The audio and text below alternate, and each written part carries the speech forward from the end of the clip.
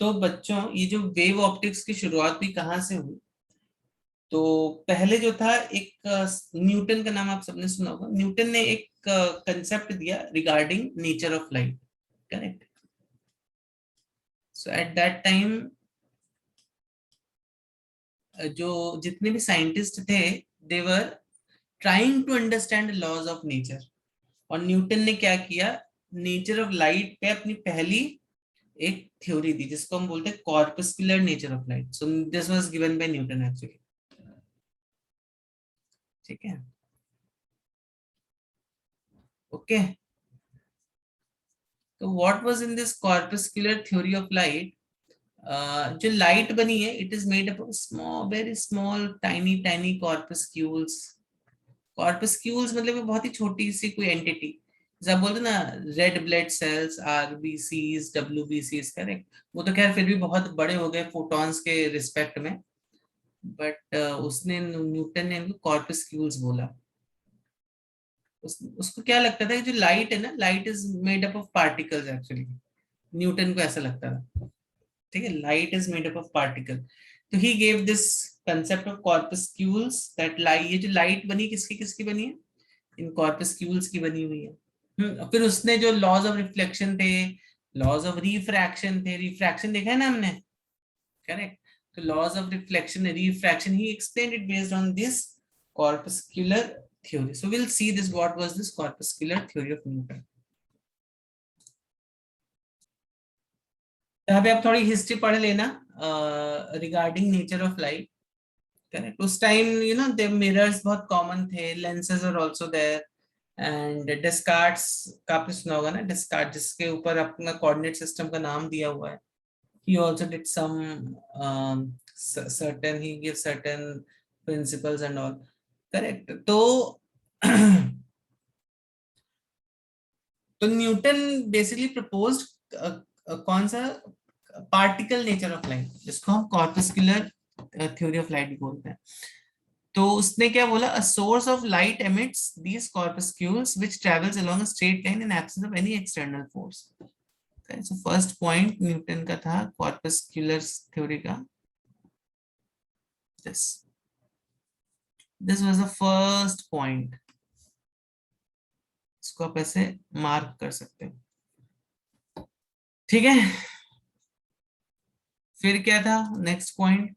When the light of, when light corpuscles, देखो colour, take different colours.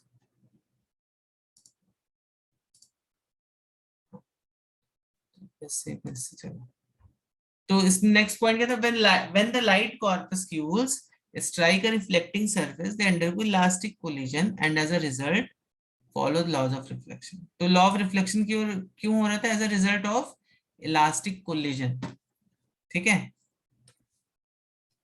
समझ रहे हो? दिस वाज सेकंड पॉइंट, समझ में आया ना? और रिफ्रैक्शन में क्या होता है, एक मीडियम से दूसरे मीडियम में जब लाइट जाती है तो उसका स्पीड चेंज होता है, तो जिसकी वजह से डायरेक्शन चेंज होता है। तो देखो न्यूटन ने क्या बोला, let us read his statement.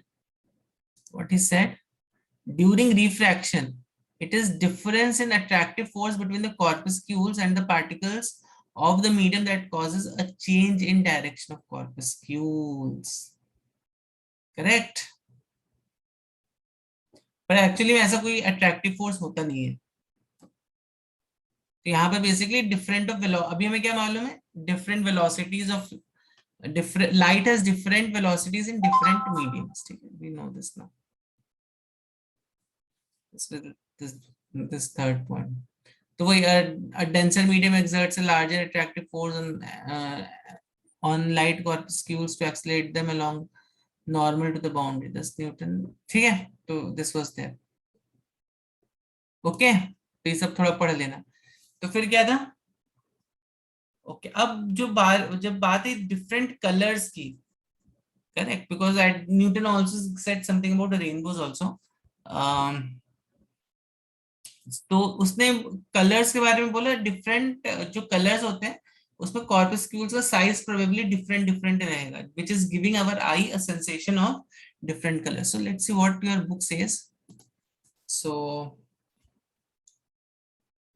हाँ, और देखो but certain things predicted correctly also. ऐसा नहीं न्यूटन की गलत थी तो मतलब बेकार ही है इसको पढ़ना।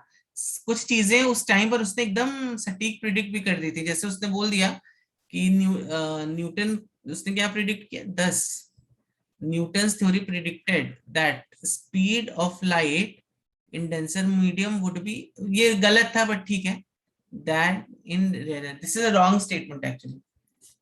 ठीक है, अभी आपको मालूम है रेयर में ज्यादा होती है ना। ठीक है, सो और क्या क्या पॉइंट्स न्यूटन की कॉर्पस्कुलस थ्योरी से। हम्म, ये मार्क करते चल रहे हो कि नहीं चल रहे हो बच्चों, प्लीज मार्क देम। ओके, फिर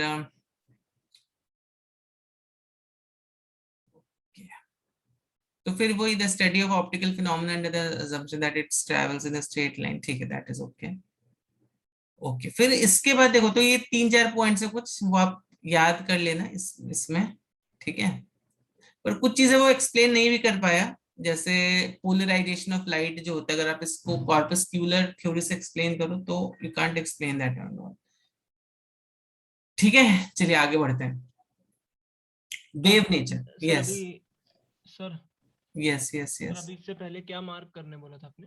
ये मैंने 3 पॉइंट्स मार्क करवाए थे। न्यूटन, बेसिकली हम लोग वेव ऑप्टिक्स कर रहे हैं, तो लाइट एज अ वेव, लेकिन it started with Newton who gave the concept that light is not a wave, light is a particle, जिसको उसने कॉर्पस्क्यूल्स बोला था, क्योंकि उस time already there were some experiments like shadow formation, umbra penumbra, your image formation in mirror and all that, ये सब phenomena थे वहां पे। I mean geometrical optics was, it looks like it was developed, सब कुछ concepts उन लोगों को पता थे ज्योमेट्रिकल ऑप्टिक्स के।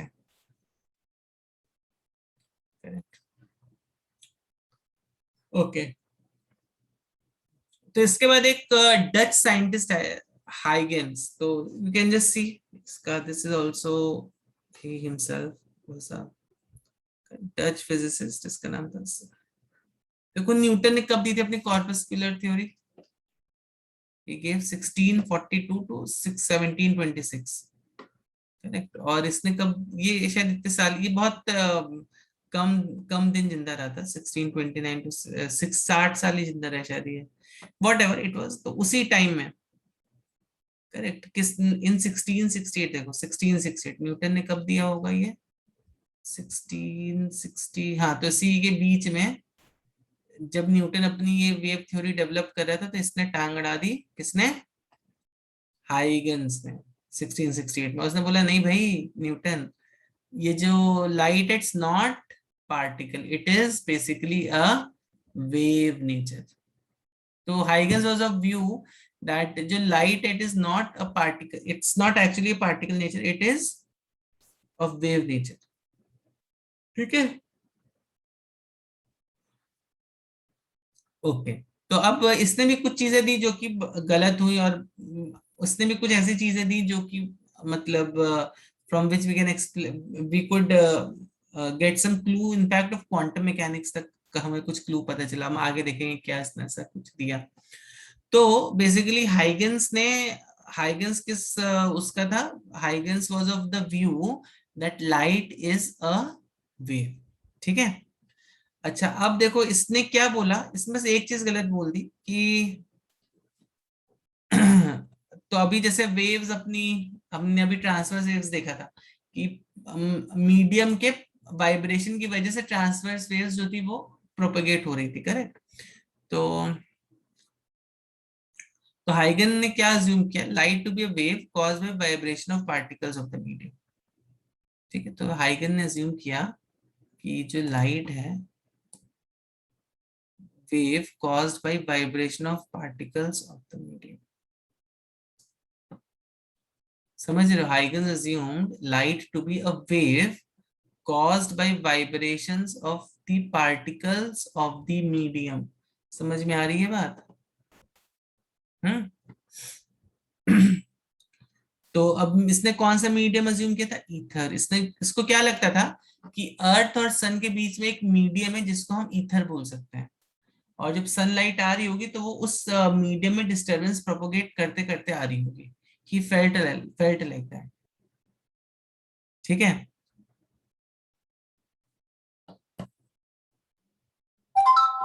ठीक। तो ईथर मतलब एक्चुअली आप अभी भी तो इसके हिसाब से जो ईथर है, it is least dense material present in the universe according to him. ठीक। इसके बाद फिर ठीक है, तो एक और साइंटिस्ट यहाँ पर आता है जिसका नाम था Morley, Michelson and Morley experiment. This is also very important scientist. He performed several experiments to detect ether but obtained negative result. नहीं मिल पा रहे थे इनको रिजल्ट। बेसिकली ये लोग क्या कर रहे थे, Michelson and Morley, what they were trying to do was, what they were doing was, अभी अभी समझो, अभी मान लो लाइट, सन से तुम्हारी लाइट ऐसे आ रही, ठीक है, ठीक। अब ईथर की कुछ वेलोसिटी होगी, अब हो सकता है ईथर की वेलोसिटी ऐसे हो, इस डायरेक्शन में, ठीक है। तो यहाँ पर तुम्हें कुछ सन की वेलोसिटी दिखाई देगी, मतलब समझ में आएगी। बट अगर तुमने अपनी ओरिएंटेशन चेंज कर दी, लाइट को ऐसे कर लिया और अभी ईथर की वेलोसिटी ऐसे हो गई, तो तुम्हें जो ये वेलोसिटी है, इट शुड तुम्हें ऐसी आनी चाहिए कुछ तो, और ऐसा कुछ उनको दिखाई नहीं दिया। जस्ट लाइक रिलेटिव वेलोसिटी का जो एडिशन था, ये सब क्लासिकल मैकेनिक्स से ही कर रहे थे सब चीजें ये लोग, ठीक है। तो उसको ऐसा कुछ भी दिखाई नहीं दिया, कुछ फंडा ऐसा, ठीक। तो he could not prove the existence of ether. तो उस टाइम तो इसका कुछ ज्यादा किसी ने सुना नहीं, because he was a very young scientist, 68, कितने साल का होगा, 30, 38 ईयर्स में probably he has given that. ठीक है, anyways he, no one listen to this fellow Huygens. लेकिन बाद में ना एक और साइंटिस्ट आया, उसका नाम था यंग्स।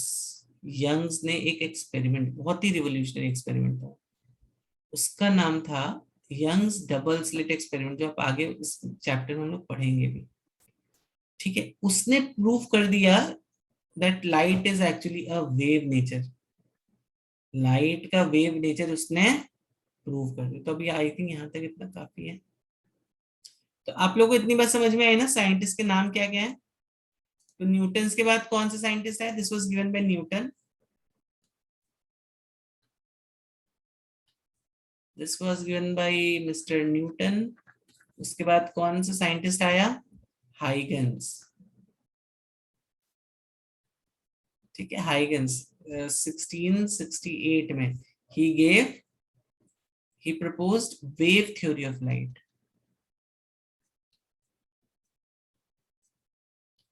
ठीक है। he proposed wave theory of light।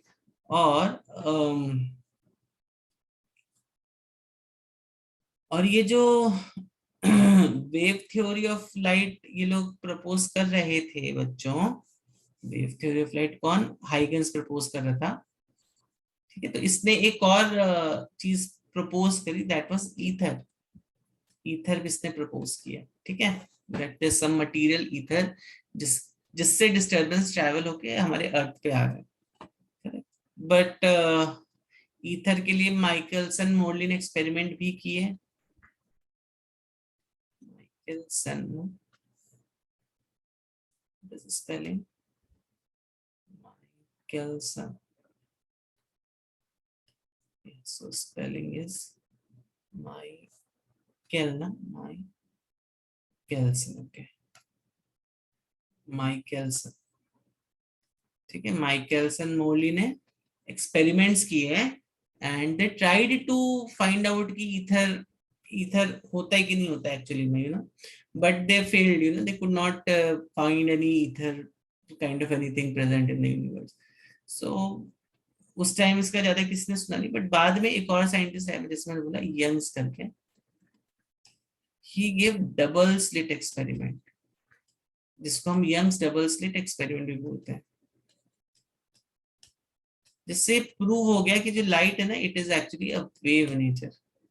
और ये एक्सपेरिमेंट क्यों बहुत रिवोल्यूशनरी था, क्योंकि इसी के बेसिस पर या इसी से इंस्पायर्ड होके बोलो, आपने एक केमिस्ट्री में पढ़ा होगा, E is equal to Hc by lambda, structure of atom में H न्यू एंड ऑल। तो ये सब जो प्लैंक्स, मैक्सवेल, इन लोगों ने सब जो अपने रिलेशंस दिए, they were based on this only, this Young's sir laws. मतलब मैक्स सर हाँ, yes yes, sir Max Max Planck. Planck भी ये यंग डबल स्लिट से ही इंस्पायर्ड थे क्या?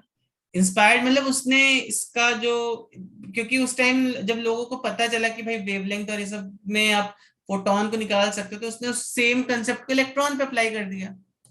ठीक है, एंड देन ही अच्छा केम अच्छा up with this is equal to H C by lambda. उस टाइम पर आया था, जिसके लिए उसको नोबेल प्राइज भी मिला, मैक्स प्लैंक को, है ना। चलो, तो जो आप बुक्स में पढ़ते हो ना बच्चों, सब रिसर्चर्स के लिए, जितने भी साइंटिस्ट है सबको नोबेल प्राइज मिल चुका है। ठीक है, तो कोई छोटी मोटी रिसर्चर्स नहीं थी उस टाइम की। सर ये उस समय थे क्या नोबेल प्राइज?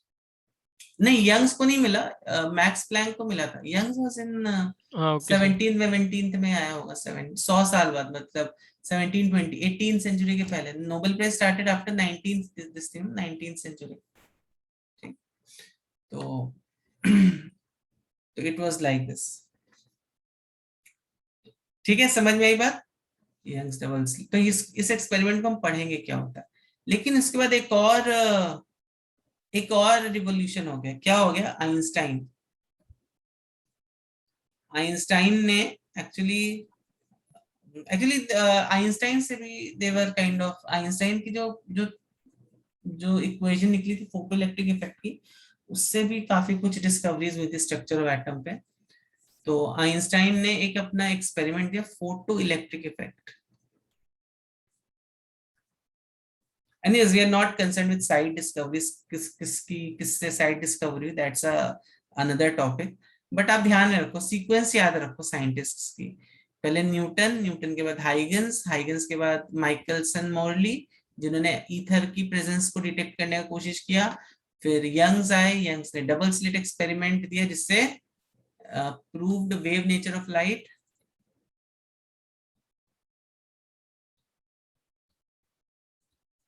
ठीक है,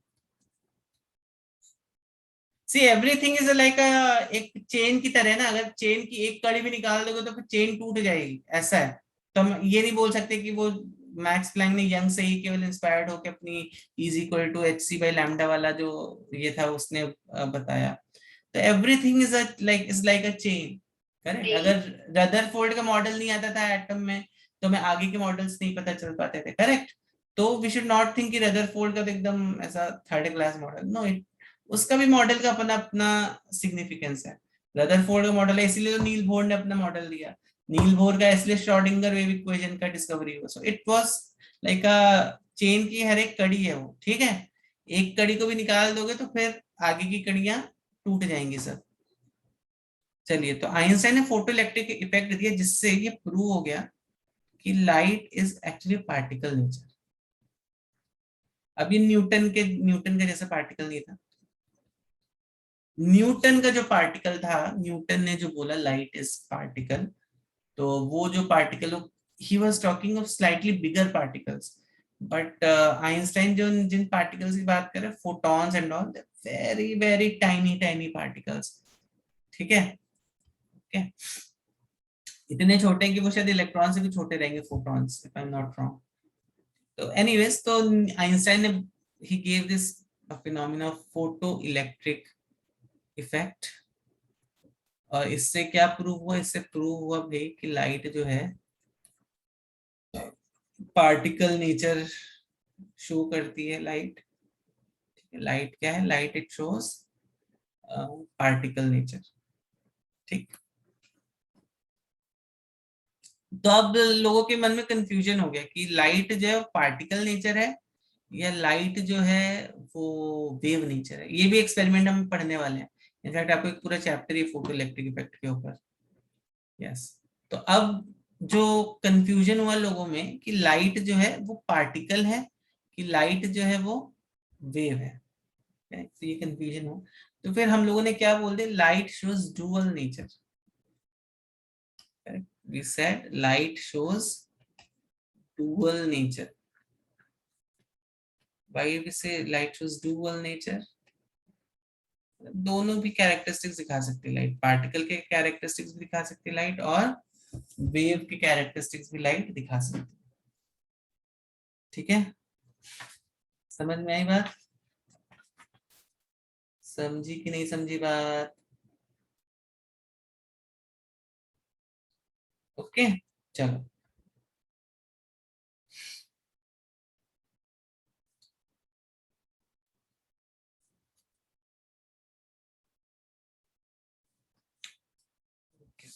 तो अब हाइगेंस की थोड़ा सा, हाइगेंस ने क्या क्या बताया उसकी थोड़ी सी हम ये इसकी जो थ्योरी है, थोड़ी हाइगेंस का जो वेव थ्योरी है वो देखेंगे। Even though it's not correct, it's not correct, but still we can explain so many things using this. Sir, but we can measure, we can't measure the one-way speed of light, can we? What do you mean by one-way speed? I'm not understanding that term. One way क्या होता है कौस्तुभ?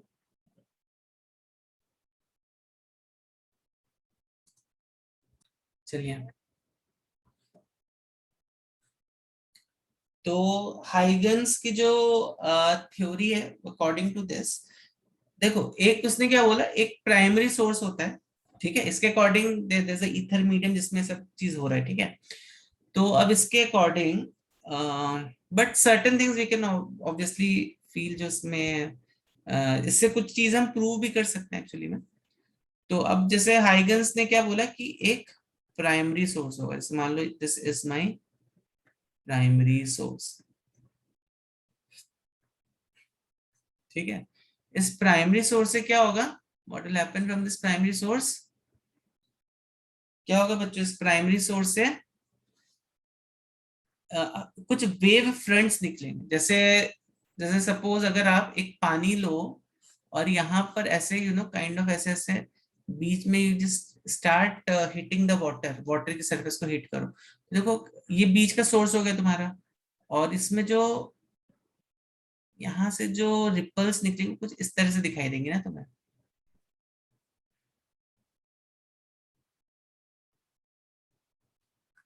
ठीक है, correct. तो क्योंकि तुमने यहाँ पे कुछ डिस्टरबेंस क्रिएट किया उसकी वजह से तो ये सब डिस्टरबेंस आ रहा है ना। तो प्राइमरी सोर्स जो होता है वो एक डिस्टरबेंस का सोर्स है, ऐसा समझ लो। लाइट ईथर में जो डिस्टरबेंस क्रिएट कर रहा होगा, कौन कर रहा होगा, प्राइमरी सोर्स कर रहा होगा, ठीक है। और अगर पॉइंट, अगर आपने एक वन पॉइंट का प्राइमरी सोर्स लिया, तो इससे जो वेव फ्रंट्स निकलेंगे तुम्हारे, कैसे निकलेंगे, wave fronts will be spherical. इनको क्या बोलते हैं बच्चों, इनको बोलते हैं वेव फ्रंट्स। तो ये जो वेव फ्रंट्स है इनके थ्रू ही लाइट जो है प्रोपोगेट हो रही होगी according to Huygens theory of waves, ठीक है। समझ में आ रही बात, समझ में आ रही है बात कि नहीं आ रही है? तो देखो इसमें इसमें कैसे प्रोपोगेट हो रही होगी। तो बेसिकली होता क्या है, आई जस्ट ट्राई टू, जैसे फॉर एग्जांपल, अच्छा तो ये तो समझ में आ गया आपको, करेक्ट, ये आपको समझ में आ गया, ठीक। कि चलो मैं इसको बनाने की कोशिश करता हूँ, यहाँ पर समझ में आया ना। ओके, तब देखो कैसे यहाँ पर लाइट का प्रोपोगेशन हो रहा है, ये समझना जरूरी है। तो अब सपोज यहाँ पर एक एक सोर्स था, जिससे जिससे इसके एकदम सेंटर पे क्या था, इसके एकदम सेंटर पे एक सोर्स था जिससे कुछ लाइट यहाँ पर है। अब देखो इस और यहाँ पे जो वेव, इनको इसने क्या बोला, हाइगन्स ने बोला कि अगर मान लो कोई तुम्हारा पॉइंटेड सोर्स है, तो इससे जो वेव, ये जो निकलेंगे वेव फ्रंट्स, ये कैसे हो जाएंगे, स्फेरिकल हो जाएंगे। अगर तुम अपना लाइट का सोर्स चेंज कर दो तो वेव फ्रंट भी चेंज हो जाएंगे। अगर तुमने लाइट का सोर्स मान लो ऐसा लीनियर ले लिया, लाइन की तरह ले लिया, तो इससे जो वेव फ्रंट निकलेंगे वो कैसे हो जाएंगे, वो सिलेंड्रिकल हो जाएंगे,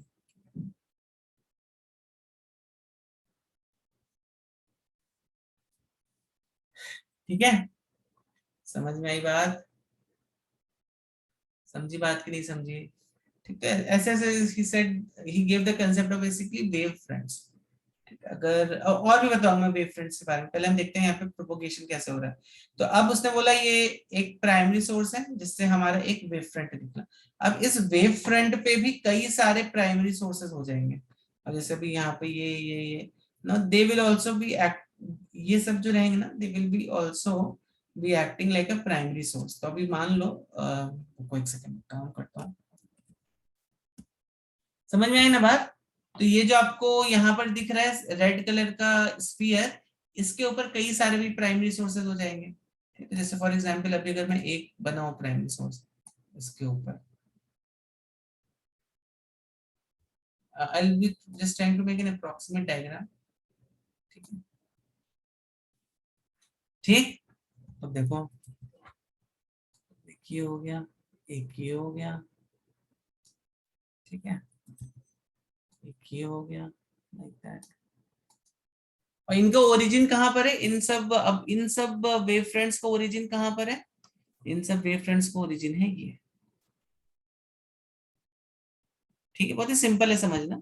अब आप क्या करो, इसके ये जो पॉइंट्स है ना, ये सब पॉइंट्स, इनको ऐसे जब ज्वाइन कर दो ऐसे ऐसे,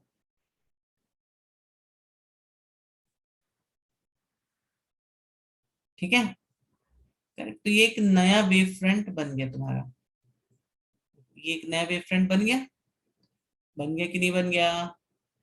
हम्म, अब इसी वेव फ्रंट पर फिर से यही चीज रिपीट कर दो, यहाँ पर एक पॉइंट लो, यहाँ पर एक पॉइंट लो, इनफैक्ट सब आप कई सारे पॉइंट्स ले सकते हो। ठीक है, यहाँ पर एक सर्किल ऐसा बनाओ अभी, ये भी ये वेव फ्रंट्स बनाओ यहाँ पर ऐसे ऐसे, ठीक है। और फिर आप इनको फिर से ज्वाइन कर दो, इन सब के जो पॉइंट्स रहेंगे इन सबको ज्वाइन कर दो। तो देखो वेव फ्रंट क्या है बेसिकली, इसको थोड़ा अच्छा नहीं बनना मेरा डायग्राम, मैं और एक अच्छा डायग्राम है फिर एक समय जस्ट ट्राई टू,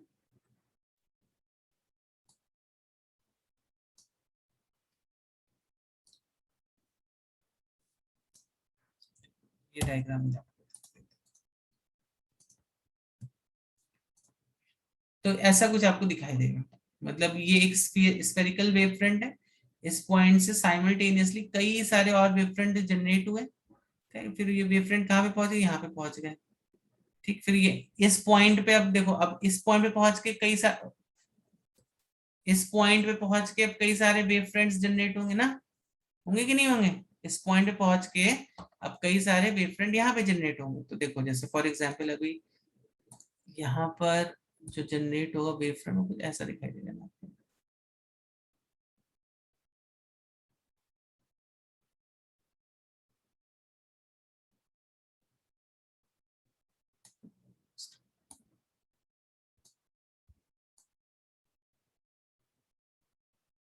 ठीक है, तो ये एक वेव फ्रंट हो गया। ठीक, तब इसको हम लोग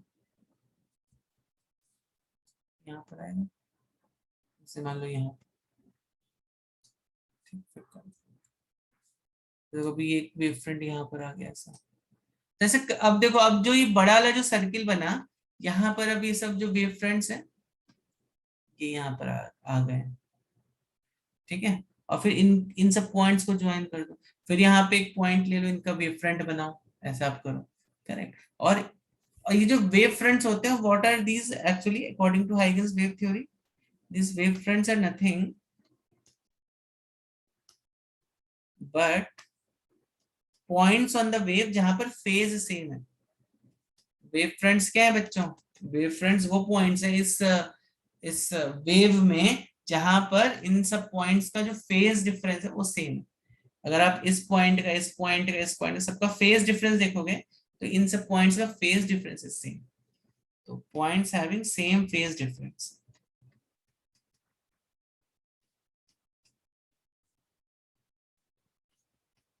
फेज डिफरेंस मालूम है ना सब बच्चों को, हमने देखा था वेव में। अभी मत पूछना सर फेज डिफरेंस क्या होता है। करेक्ट, मतलब सिमिलर तरह का बिहेवियर है इन सब पॉइंट्स पे, सिमिलर तरह का मोशन है यहाँ पर, लाइक दैट। ओके, अब देखो बच्चों यहाँ पर, तो फेज डिफरेंस सेम हो गया। करेक्ट। ठीक है, तो अब एक और केस देखते हैं सीधा। अगर मान लो मेरे पास अब जैसे मैंने आपको बताया ये तो हो गया स्फेरिकल वेव फ्रंट्स, अब मेरे पास प्लेनर वेव फ्रंट भी हो सकता है। प्लेनर वेव फ्रंट कैसा होगा? प्लेनर वेव फ्रंट ऐसा होगा कुछ तो चाटा है या दे आर इसेंट्रिक सर्कल्स कॉस्तो। ये सब जितने ये सब ये जो ब्लैक वाले आपको दिख रहे हैं ये सब इसेंट्रिक है, और बाकी सब इस पॉइंट से ओरिजिनेट हुआ ना, तो फिर ये एसेंट्रिक कैसे हो जाएगा? एसेंट्रिक तो केवल ब्लैक वाले रहेंगे, ठीक है, जिनका सेंटर सेम है। Other circles have their centers on these wave fronts, ठीक है। ओके, तो अभी प्लेनर वेव फ्रंट देखते हैं।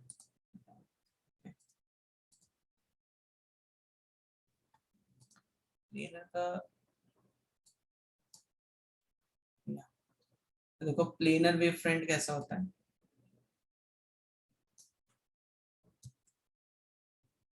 अच्छा एक चीज और बच्चों, तो ये जो हो गया तुम्हारा, ये हो गया प्राइमरी वेव फ्रंट और ये हो गया सेकेंडरी वेव फ्रंट्स। तो ये बस नाम टर्मिनोलॉजी है, बस याद रखो। इनको बोलते हो प्राइमरी वेव फ्रंट्स। क्या बोलते हैं इनको? Primary wave fronts. और इनको बोलते हो आप सेकेंडरी वेव फ्रंट्स। ध्यान रखना इस बात को। चलो तो अब हम लोग देखते हैं प्लेनर वेव फ्रंट्स कैसे। देखो ऐसे होता है प्लेनर वेव फ्रंट्स में। क्या होगा? एक प्लेन की तरह, मतलब देखो लाइट अगर ऐसे जा रही है तो यहाँ पे एक प्लेन ड्रॉ करो आप, ठीक है। फिर यहाँ पे दूसरा प्लेन ड्रॉ करो, यहाँ पे तीसरा प्लेन ड्रॉ करो, ठीक। तो लाइट जो है यहाँ पे लाइट कैसे गई? इस पॉइंट से इस पॉइंट से इस पॉइंट से स्ट्रेट लाइक दिस।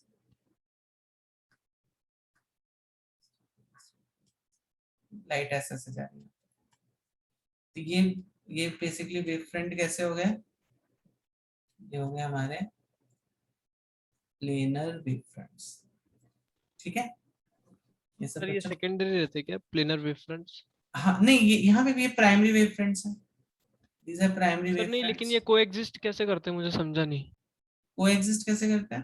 मतलब एक साथ ही वो दोनों चीजें रहती है ना, तो वो कैसे, एक बार बता देखो दीजिए। ये जितने भी वेव फ्रंट्स आपको यहाँ पे दिख रहे हैं, यहाँ पे सारे फेज डिफरेंस पार्टिकल्स के सेम है। वही डेफिनेशन होती है वेव फ्रंट्स की। वो वाली प्लेन जहां पर each and every particle will have same phase, उसको वेव फ्रंट बोलते हैं। समझ रहे हो कि नहीं? समझ रहे हो? फिर वो प्राइमरी और सेकेंडरी कैसे किया उन्होंने वो? हाँ प्राइमरी सेकेंडरी बता रहा हूँ देखो। तो अभी देखो ये एक तुम्हारा प्राइमरी वेव फ्रंट है, तो यहाँ पर ये क्या हो गया तुम्हारा? ये क्या हो गया? ये प्राइमरी वेव फ्रंट हो गया कि नहीं हो गया? ये प्लेन की तरह है, करेक्ट।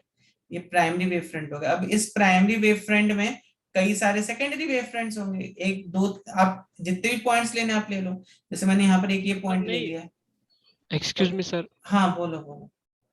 सर मतलब अभी जैसे कोई सोर्स ऑफ लाइट है, आपने हाँ बोला कि स्फेरिकल वेव फ्रंट्स निकलते हैं उससे, है ना? अच्छा, तो ये इसका पूछे पूछे सोर्स ऑफ लाइट कैसा होगा? इधर। हाँ तो देखो अभी जैसे सन से हमें जो लाइट मिल रहा है ना, sun is a very big big object, correct. Sun से जो हमें लाइट मिल रहा है कैसे मिलता है? ऑलमोस्ट ऐसे पैरेलल बीम ऑफ लाइट मिलता है कि नहीं मिलता है? मिलता है कि नहीं मिलता है? सन से जो हमें लाइट मिलता है वो almost it's like a parallel beam of light ना। समझ में आ रही है बात कि नहीं आ रही? आपको लगेगा सर ऐसा कैसे आप बोल रहे हो, तो देखो यहाँ पे सी ओवर हियर सन मान लो ये, ठीक है। तो ऑब्वियसली सन से भी जो वेव फ्रंट निकल रहे हैं वो स्फेरिकल ही निकल रहे होंगे। लेकिन जब तुम एक अर्थ कितना है, अर्थ अगर आप यहाँ पे अर्थ को बनाओगे, इस पूरे सर्कल में अर्थ को बनाओ तो अर्थ एकदम, अर्थ जस्ट अ पॉइंट। अर्थ एक पॉइंट ही तो होगा। होगा कि नहीं होगा यस बच्चों? सर। होगा कि नहीं होगा? तो यहाँ पर तुम्हें जो वेव फ्रंट समझेगा, तुम्हें वेव फ्रंट कैसे दिखाई देगा? तुम्हें वेव फ्रंट जो है वो ऐसा एक स्ट्रेट लाइन दिखाई देगा। Instead of a curve you will feel wave front to be a plane. It will look like a straight line. समझ रहे हो? Yes sir. समझा? ओके, किसी का कुछ चैट है?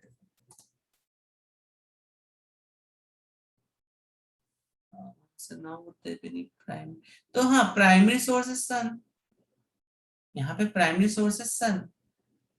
तो ये प्राइमरी वेव फ्रंट्स हो गए तुम्हारे, कौन से? ये सब जो है भाई, ये सब प्राइमरी वेव फ्रंट्स है। प्राइमरी वेव फ्रंट्स कहाँ से निकल रहे हैं? प्राइमरी वेव फ्रंट्स जो सोर्स होता है उससे निकलते हैं, और secondary wave fronts primary wave front से निकलते हैं। See, primary wave fronts originate from, primary wave fronts originate from source, ठीक है, और secondary wave fronts originate from, secondary का ओरिजिन पॉइंट क्या है सेकेंडरी वेव फ्रंट्स का? Secondary wave fronts originate from primary wave fronts, ठीक है। तो उसको ऐसे लिख देते हैं, एरोटल बना दिया। सोर्स आपके क्या निकले? प्राइमरी वेव फ्रंट्स निकले, और प्राइमरी वेव फ्रंट से क्या निकले? सेकेंडरी वेव फ्रंट्स निकले। समझ में आ रही है बात कि नहीं आ रही है बच्चों? तो यहाँ पर भी देखो वैसे ही हो रहा है ना, ये प्राइमरी वेव फ्रंट में हमने क्या कर दिया, और प्राइमरी वेव फ्रंट हमने कुछ एक दो पॉइंट्स ले लिए, फिर यहाँ से हमने कुछ सेकेंडरी वेव फ्रंट्स बनाए, ठीक है। तो ये क्योंकि सब सेम है, these are all same points, तो फिर आप यहाँ पर एक ऐसे लाइन ड्रॉ करोगे, करेक्ट, लाइक दिस, करेक्ट, ठीक है ना, है कि नहीं है? फिर आप इस पॉइंट से एक सर्किल ड्रॉ करो, इस पॉइंट से सर्किल ड्रॉ करो, like that you have to do. बच्चों समझ में आ रही है बात कि नहीं आ रही है? किसी का भी कुछ डाउट है? अभी बताओ जल्दी से, किसी का कुछ डाउट है तो पूछ लो जल्दी से। प्राइमरी वेव फ्रंट सोर्स से निकल रहे हैं, ओके। अब प्राइमरी वेव फ्रंट्स पे अगर मान लो मैं ये बोलता हूँ, ये जो एक पॉइंट है, ये एक पॉइंट है, ये एक पॉइंट है, ठीक है। अब इस पॉइंट से क्या हो रहा है? इस पॉइंट से अगेन अनदर डिस्टरबेंस क्रिएट हो रहा है इस मीडियम में, which is going in sir an spherical आप वे। पॉइंटर मार्क करिए ना सर, ओके उधर ओके ओके, समझ नहीं। ये वाला जो पॉइंट है, हाँ सर। इस पॉइंट से भी क्या हो रहा है, ये एक नया वेव फ्रंट निकला, क्योंकि हमने इसको एक पॉइंट लिया हुआ है, तो यहाँ से जो यस ये वेव फ्रंट निकलेगा, कैसे निकलेगा? स्फेरिकल निकलेगा ना। Yes sir. यहाँ से जो वेव फ्रंट निकलेगा वो भी स्फेरिकल होगा, यहाँ से जो वेव फ्रंट होगा वो भी स्फेरिकल होगा। अब इस पॉइंट को ज्वाइन कर दो, तो ये तुम्हारा ये एक स्ट्रेट लाइन आ गया, okay which okay. happens to be another primary wavefront। तभी दैट मींस अभी जो ये जो प्राइमरी वेवफ्रंट यहाँ था, ये अभी बेसिकली यहाँ से यहाँ तक अभी प्रोपोगेट हो गया है।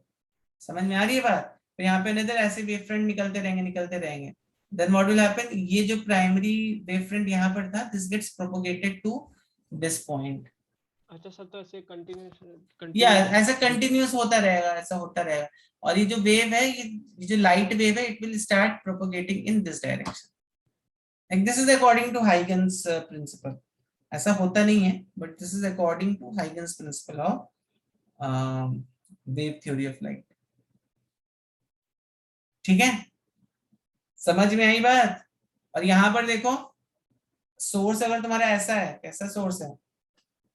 सोर्स अगर आपका ऐसा है, और इससे जो वेव फ्रंट्स निकल रहे हैं वो कुछ इस तरह से निकल रहे हैं, ठीक है। तो यहाँ पे ये जो एरोज होते हैं ना, इनको हम बोलते हैं वेव नॉर्मल। क्या बोलते हैं हम? वेव नॉर्मल, ठीक है। समझ में आ रही है बात कि नहीं आ रही है? तो वेव नॉर्मल्स क्या होता है? Which are perpendicular to wave fronts. Primary wave fronts को जो परपेंडिकुलर होते हैं उनको हम वेव नॉर्मल बोलते हैं। सही है, this is a wave normal, नाम से समझ में आ रहा होगा आपको। नॉर्मल, नॉर्मल क्या होता है? परपेंडिकुलर, किसको परपेंडिकुलर? वेव फ्रंट को जो परपेंडिकुलर, वो वेव नॉर्मल हो गया, ठीक है। तो समझ में आई बात कि नहीं आई? तो वो तो ग्रीन जब कर्व मैं तो। सुनो सुनो सुनो, जब मैं ऐसा बोलूं सेम फेज में, मतलब ये पार्टिकल जब ऐसे वाइब्रेट कर रहा हो, ऐसे ऐसे मान लो ऑसिलेट कर रहे हैं पार्टिकल, ठीक है। हाइगन के हिसाब से ऐसा ही था ना, कि पार्टिकल ऐसे ऑसिलेट कर रहा है, फिर ऐसे ऐसे ऐसे काइंड ऑफ ऐसे ऑसिलेट कर रहा है। तो अभी ये पार्टिकल यहाँ से यहाँ तक गया, तो सारे पार्टिकल साइमल्टेनियसली यहाँ से यहाँ तक ऐसे जाएंगे, ठीक है, सारे पार्टिकल साइमल्टेनियसली यहाँ पर ओके सर। आएंगे। ऐसा अगर वाइब्रेशन हो रहा होगा इसमें, इस सर्कल के रेडियस डायमीटर के लॉन्ग वाइब्रेशन हो रहा होगा, तो पार्टिकल्स ऐसे ऐसे जा रहे होंगे। ठीक है, सर ये तो तब हो गया ना जब लाइट किसी मीडियम, ये तो मीडियम के पार्टिकल्स हुए ना सर, या हाँ फिर? बट हाइगन्स ने बोला था ना ईथर एक मीडियम है। अच्छा अच्छा अच्छा, ओके ओके, ठीक है ठीक है। करेक्ट, इट वही मैंने बोला, it is not correct, but हम पढ़ रहे हैं फिर भी इसको। ठीक है सर, इसमें कुछ लॉज ऑफ रिफ्लेक्शन और रिफ्रैक्शन हाँ सर। सिचुएशन आसानी सर वो नहीं है। ग्रीन वाला फिर क्या रिप्रेजेंट कर रहा है, ग्रीन सर? अब ये जो ये वेव यहाँ पर पहुंच गई, तो यहाँ पे इसके वेव फ्रंट्स है, ये सेकेंडरी वेव फ्रंट्स। अच्छा, वो दूसरे पार्टिकल्स यस, इसके क्या? Okay okay yes. सर, लेकिन इधर आपने सेकेंडरी वेवफ्रंट्स का लेबलिंग किधर और किया है, इसलिए मुझे अब तो कंफ्यूज। ये भी सेकेंडरी वेव फ्रंट्स है, और ये भी आपके सेकेंडरी वेव फ्रंट्स है ना। हाँ सर। अभी ठीक है, चलो बच्चों सबने लिख लिया ना। सर बट वो तो दूसरे सर्कल में हो गए ना सर, इधर तो क्या राइट हुआ, तो साइड में। ये भी ये प्राइमरी वेव फ्रंट है, और प्राइमरी वेव फ्रंट से ही तो सेकेंडरी वेव फ्रंट आते हैं। सर ये पॉइंटर लगाकर बोले ना, वो समझता नहीं देखो था। ये प्राइमरी वेव फ्रंट है, प्राइमरी वेव फ्रंट से ही तो सेकेंडरी वेव फ्रंट आ रहे हैं। हाँ सर बिल्कुल, बट राइट साइड में करेक्ट, आपने लेकिन अंदर की तरफ लेबल किया ना। ये मतलब ये पूरा का पूरा, this is one wave front, this is one wave front, this is हाँ तो आप सेकेंडरी वेव उसको फ्रंट। सेकेंडरी बोल रहे सर, उसी सर्कल में सारे प्राइमरी है ना, इसलिए मेरे को लगा वो। अरे ये जो रेड कलर का जो वेव फ्रंट है ये सेकेंडरी है, और जो ब्लैक कलर का है दिस इज प्राइमरी। अभी समझा? अच्छा अच्छा, ओके सर, ओके ओके। देखो ये ऊपर भी तो मैंने वही किया था, यहाँ पर देखो, यहाँ पर भी तो वही किया है मैंने। ये वाली लाइन कौन सी, ये है तुम्हारी प्राइमरी वेव फ्रंट, ये भी प्राइमरी वेव फ्रंट है, ये भी प्राइमरी वेव फ्रंट है। ठीक है, और ये सब जो पॉइंट्स तुम्हारे, ये सब सेकेंडरी वेव फ्रंट के अच्छा अच्छा पॉइंट्स अच्छा, हैं। Okay okay okay sir, okay. मतलब ये पॉइंट प्राइमरी का ही, बट इस प्राइमरी के पॉइंट से जो वेव फ्रंट निकल रहा है वो यस सेकेंडरी वेव फ्रंट है। ठीक है, अच्छा, समझ में आई बात? यस। लिख लिया सब? अब देखो, अब बच्चों में यहाँ पे क्या देख रहे हैं, रिफ्लेक्शन यूजिंग हाइगन्स प्रिंसिपल। ठीक है, ऐसा नहीं, ऐसा कुछ यूटिलिटी नहीं है, गलत है, फिर भी हम इससे रिफ्लेक्शन समझ सकते हैं। रिफ्रैक्शन के जो लॉज हैं, जो कैसे मैथमेटिकली वो आते हैं, वो तो एटलीस्ट हम समझ ही सकते हैं इससे यहाँ पर। ठीक है, रिफ्लेक्शन में तो खैर इतना कुछ नहीं है, बट रिफ्रैक्शन का आपको समझ में आएगा, लाइट बेंड क्यों होती है, कुछ चीजें हम समझ सकते हैं यहाँ से हाइगन के प्रिंसिपल से। करेक्ट, तो कोई भी चीज एकदम यूजलेस नहीं होती है। So reflection at a plane surface, हम इसको किससे प्रूव करेंगे, यूजिंग हाइगन्स प्रिंसिपल। ठीक है, देखो, तब आपको मालूम है रिफ्लेक्शन में आई इज इक्वल टू आर होता है ना। अभी अब ऑब्वियसली अभी एक बेसिक सा रूल है, अब जैसे आपने शायद कभी सोचा नहीं होगा, बट ऐसा होता है, -1 इंटू -1 +1 होता है, बेसिक सा रूल है ना। अब अगर आपको कोई पूछ ले ऐसा क्यों होता है, तो आप नहीं बता पाओगे ना, है कि नहीं है? अगर आपको कोई पूछ ले कि -1 इंटू -1 +1 क्यों होता है, तो आप क्या बताओगे, बताओ जरा मुझे, व्हाट विल यू से?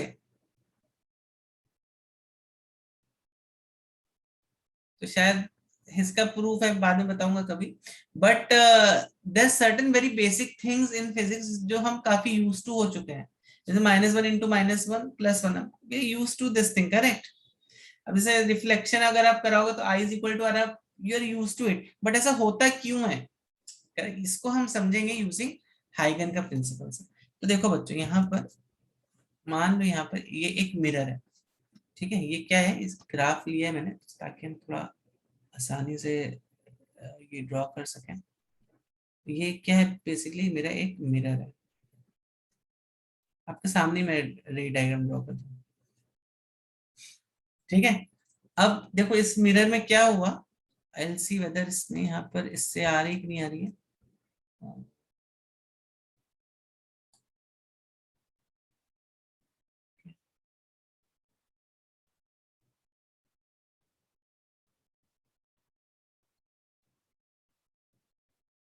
ओके चलिए, एक एक खंड लेते हैं इसका।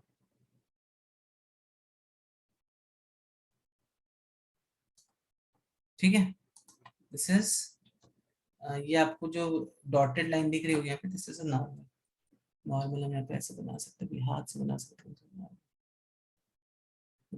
ये क्या है, बेसिकली नॉर्मल है।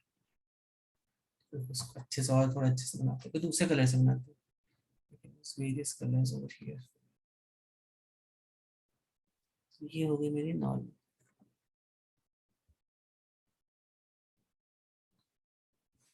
ठीक है, ओके। अब देखो अभी हम केवल एक बीम ऑफ लाइट नहीं ले रहे हैं, हमें यहाँ पर क्या करना है, हमें एक वेव फ्रंट लेना है। तो हम कैसा वेव फ्रंट ले सकते हैं यहाँ पे, हम यहाँ पे प्लेनर वेव फ्रंट ले सकते हैं, करेक्ट।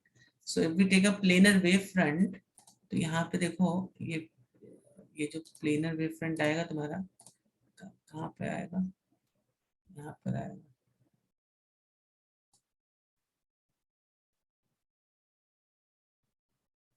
ऑलमोस्ट पैरेलल है ना,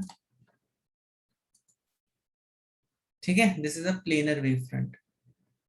क्यों मैं बोलो प्लेनर वेव फ्रंट है, इस पॉइंट पे नॉर्मल ड्रॉ कर देते हैं। तो रिफ्लेक्शन वाला हमें प्रूव करना I is equal to R, इस लॉ को हम प्रूव करने के लिए हम हाइगन्स का प्रिंसिपल यूज कर रहे हैं। तो अब देखिए यहाँ पे ये तो हो गया मेरा I, करेक्ट, ओके। अच्छा, ये मेरा एंगल ऑफ इंसिडेंस, अब एंगल ऑफ रिफ्लेक्शन बनाऊंगा मैं अभी मैं यहाँ पे ऐसे नहीं बना सकता। बच्चों बहुत ध्यान से समझना इस प्रिंसिपल को, हाँ एकदम स्टेप बाय स्टेप मैं आपके लिए सारे डायग्राम्स बना रहा हूँ यहाँ पर, ठीक है। फिर मैं आपको बाद में आपकी बुक का डायग्राम भी दिखा दूंगा कैसा है आपकी बुक का डायग्राम।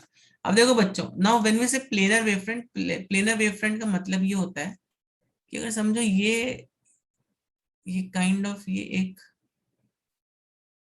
या यहाँ पे वेव फ्रंट, ये देखो कुछ ऐसा दिखाई देगा आपको, है कि नहीं। वेव फ्रंट जो तो कुछ ऐसा ही दिखाई देगा ना, इसको आप यहाँ पे ऐसे ऐसे मूव करा सकते हो ना। वेव फ्रंट तो ऐसे मूव हो रहा होगा कि नहीं हो रहा होगा, सही, yes know something. Wave front जो है ऐसे मूव हो रहा होगा बच्चों, वेव फ्रंट ऐसे मूव हो रहा होगा, ओके वेरी गुड। ये थोड़ा सा मेरे ख्याल से छोटा डायग्राम बन गया मेरा, तो एक काम करते हैं अभी हम लोग इसको ना थोड़ा यहाँ पर लेके जाते, थोड़ा बड़ा बनाना है मुझे डायग्राम में।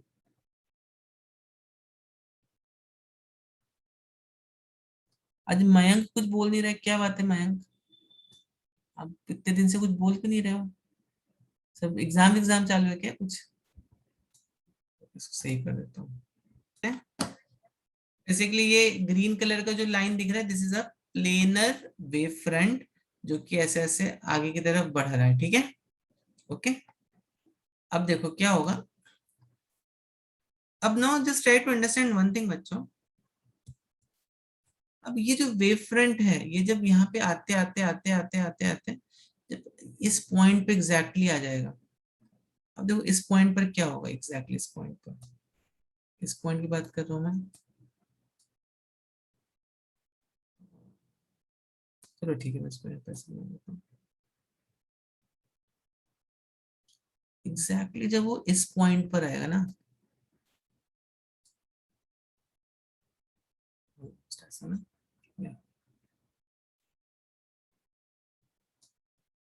ठीक है। Try to see one thing, जब ये जो वेव फ्रंट है तुम्हारा, जब ये इस पॉइंट को अगर ऐसे टच करेगा, ठीक है, ठीक। तो ये पॉइंट और ये पॉइंट, अच्छा मैंने फेस बोला था साथ में, ये पॉइंट इस पॉइंट का फेस सेम है, मतलब क्या हुआ, ये पॉइंट और ये पॉइंट हमेशा साथ साथ में रहेंगे ना, है कि फेस सेम का मतलब क्या हो गया, ये पॉइंट और ये पॉइंट हमेशा साथ साथ रहने वाले हैं, हम साथ साथ हैं, ठीक है, ठीक। लेकिन अब देखो क्या हुआ, ये वाला पॉइंट पहले आके से टकरा गया और ये वाला पॉइंट अभी यहीं पर है, करेक्ट। तो अब क्या होगा, व्हाट विल हैपन नाउ बच्चों, व्हाट विल हैपन, तो इसको यहां से यहां तक जाने में कुछ टाइम लगा, इसको मैंने क्या बोला, इसको यहां से यहां तक जाने में मान लो टाइम टी लगा, ठीक है। तो अब क्या होगा, अब इसको अगर यहां से यहां तक जाने में टाइम टी लगा, ठीक है, तो हम यहाँ पे देखो एक रिफ्लेक्शन कराएंगे, कैसा रिफ्लेक्शन कराएंगे, तो अब ऑब्वियसली इस लाइट का रिफ्लेक्शन करा दो अभी। तो अभी मैं यहाँ पे लाइट का रिफ्लेक्शन बना रहा हूँ, किस कलर से बनाऊँ लाइट का रिफ्लेक्शन, चलो पिंक कलर से बना देता हूँ, पिंक कलर से बना दूँ, किस कलर से बनाऊँ, पिंक से ही बना देता हूँ चलो। तो लाइट के रिफ्लेक्शन के लिए क्या बन जा भाई, इसमें क्या प्रॉब्लम होती है, इसमें ही प्रॉब्लम होती है कि इसमें, हाँ बन गया। चलो देखो लाइट का रिफ्लेक्शन ऑब्वियसली ऐसे ही होगा, ऐसे तो देखा ना लाइट का रिफ्लेक्शन होता है ना, यहाँ पे भी लाइट का रिफ्लेक्शन ऐसा ही होगा।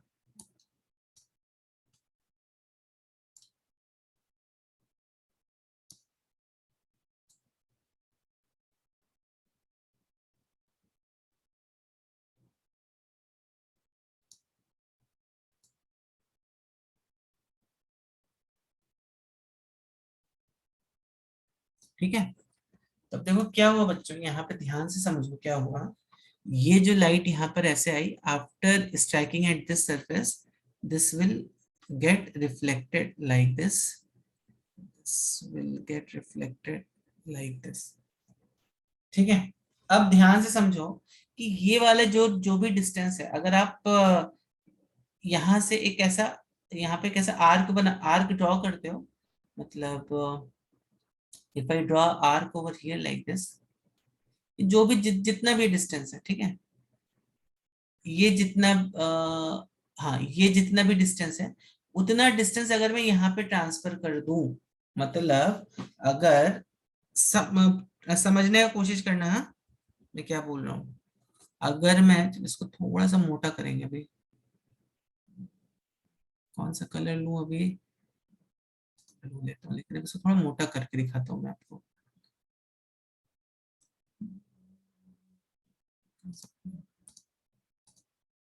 चलो ठीक है, तो अभी अगर मान लो मैं इसको यहाँ से, क्योंकि देखो जितने टाइम में ये वाला पॉइंट यहाँ से यहाँ तक गया, उतने ही टाइम में ये वाला पॉइंट यहाँ से यहाँ तक भी गया होगा, है कि नहीं है। जितने टाइम में ये वाला पॉइंट यहाँ से यहाँ तक गया, उतने ही टाइम में तो ये वाला पॉइंट यहाँ से यहाँ तक गया होगा, है कि नहीं है बच्चों। या आप ऐसा समझो, अगर मान लो मैं यहाँ पर इसको एक ऐसा चलो ठीक है, I got how to tell you this. Okay चलो अभी मैं एक काम करता हूँ इसको,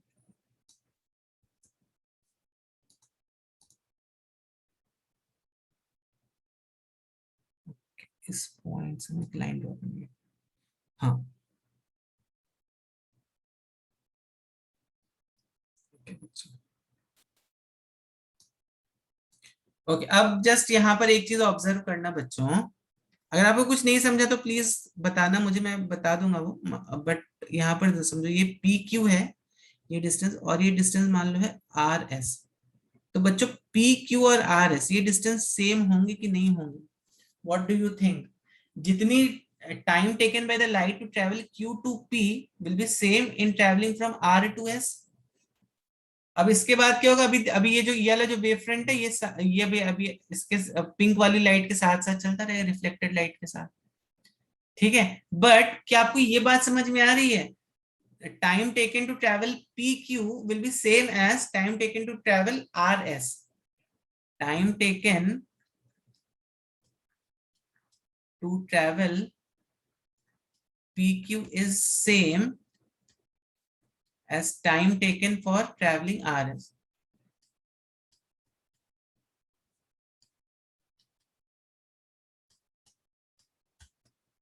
बच्चों जल्दी से ये देखो, इसमें आपको समझ में आया क्या जो मैंने ये लिखा है स्टेटमेंट। ओके पॉइंटर के साथ बता देता हूँ, चलो ठीक है, ठीक है चलो फिर से एक बार हम लोग देख लेते हैं इसको विद पॉइंटर। देखो बेसिकली अभी क्या, ये लाइट यहाँ पर ऐसे आई, ये लाइट ऐसे आई, ठीक है, ठीक है ब्लैक वाली लाइट।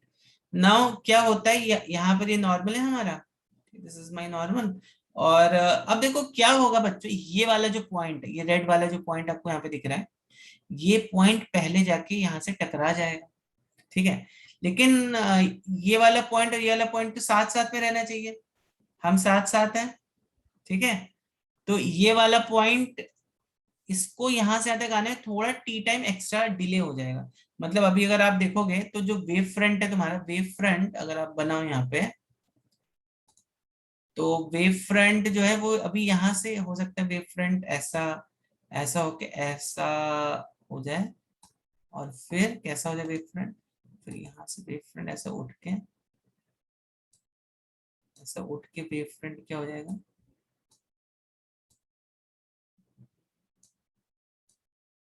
उठ के ऐसे यहाँ पर ऐसा, ठीक है।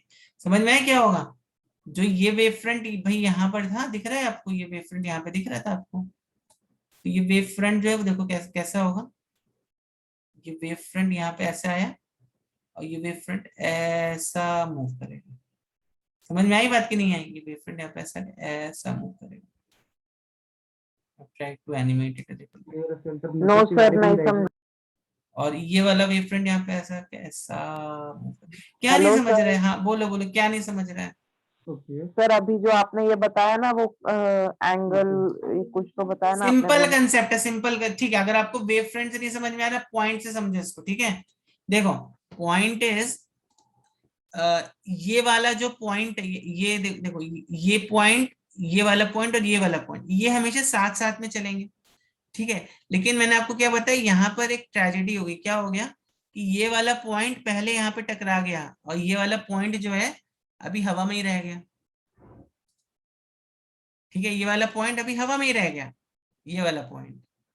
तो now what will happen, now what will happen, obviously after, अगर कुछ टाइम बाद आप देखोगे तो यहाँ पे कुछ रिफ्लेक्शन हो जाएगा ना, यहाँ पे अगर आप कुछ टाइम बाद देखोगे तो यहाँ पे कुछ रिफ्लेक्शन हो जाएगा रिफ्लेक्शन, की नहीं हो जाएगा बच्चों, हो जाएगा रिफ्लेक्शन ना।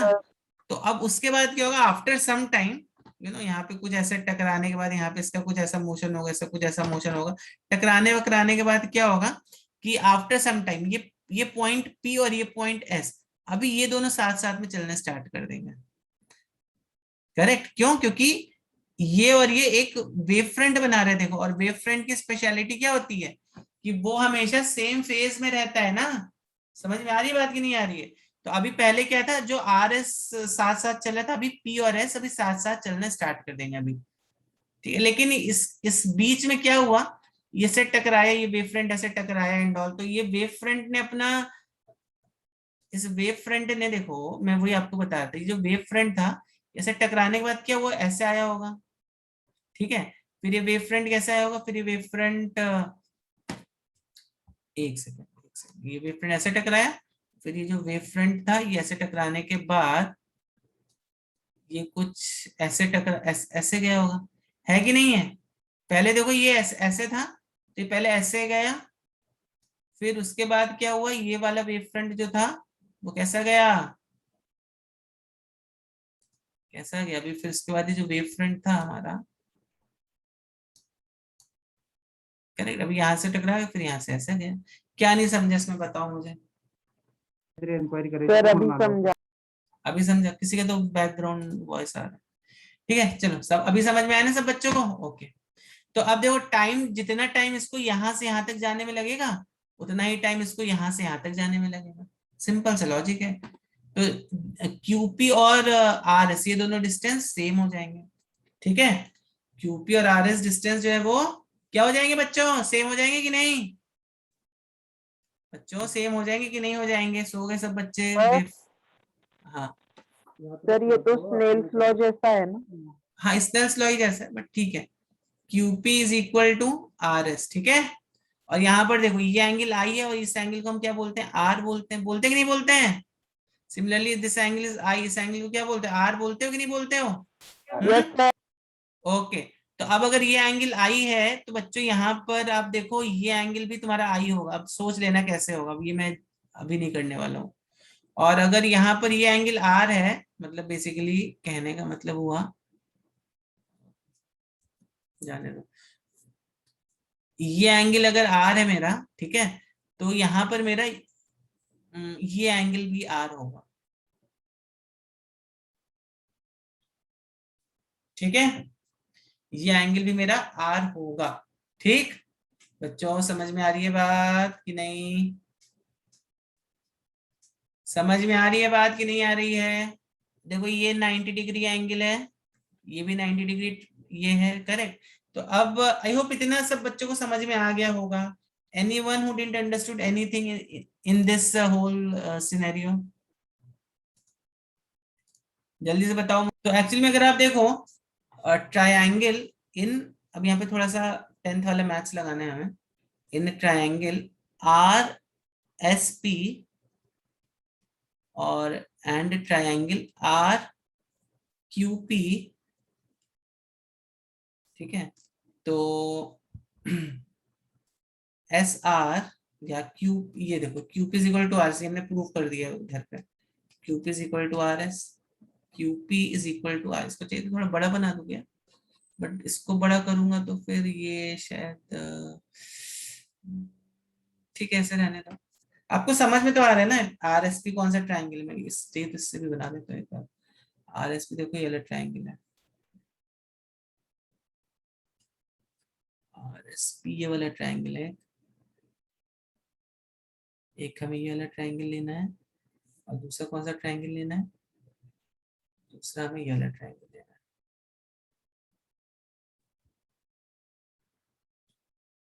ठीक है। इस तरह का आपने कॉन्ग्रुएंसी का प्रूफ किया होगा ना।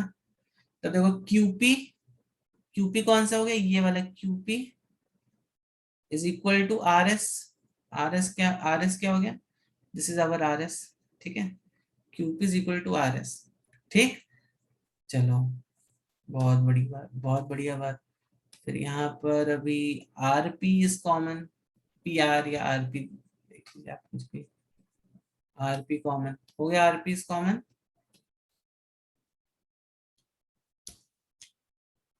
ठीक है। और ये वाला जो एंगल है, कौन सा एंगल, ये एस और क्यू, ये एंगल एस, ये वाला एंगल और ये एंगल क्यू। तो यहाँ पे एंगल एस और एंगल क्यू जो है they are actually equal to 90 degrees, ठीक है। तो क्या हम यहाँ पे ये बोल सकते हैं दोनों ट्राइंगल जो हैं, देखो angle side side, angle side side होता है ना, कॉन्ग्रुएंसी का थ्योरम, कॉन्ग्रुएंट है कि नहीं है, होता है कि नहीं होता एंगल साइड साइड, मुझे तो याद नहीं है पर होता है शायद एंगल साइड साइड। बताओ बच्चों एंगल साइड साइड होता है कि नहीं होता है, तो मालूम होगा ना, एंगल साइड साइड, हाँ होता है angle side side, but they have to be congruent some और अदर हाउ, ठीक है, ठीक है ना। ओके, अब बच्चों आप क्या करो, इस अगर ये ट्रायंगल और ये ट्रायंगल कॉन्ग्रुएंट है एक दूसरे को, जैसे समझो ये ट्रायंगल और ये ट्रायंगल अगर कॉन्ग्रुएंट है एक दूसरे को, ठीक है, तो इसको ऐसे आप इस ट्रायंगल को उठाओ यहाँ से, इस ट्रायंगल को ऐसे उठाओ और इसको यहाँ पे ऐसे रख दो, ये 1 है ये 2 है, तो इस 2 वाले ट्रायंगल को आप ऐसे रख सकते हो, देखो, ठीक है। तो यहाँ पे मैंने क्या बोला था, ये आई था ये आर था, तो यहाँ पर ये अगर आई था तो ये तुम्हारा क्या हो गया, ये आर हो गया,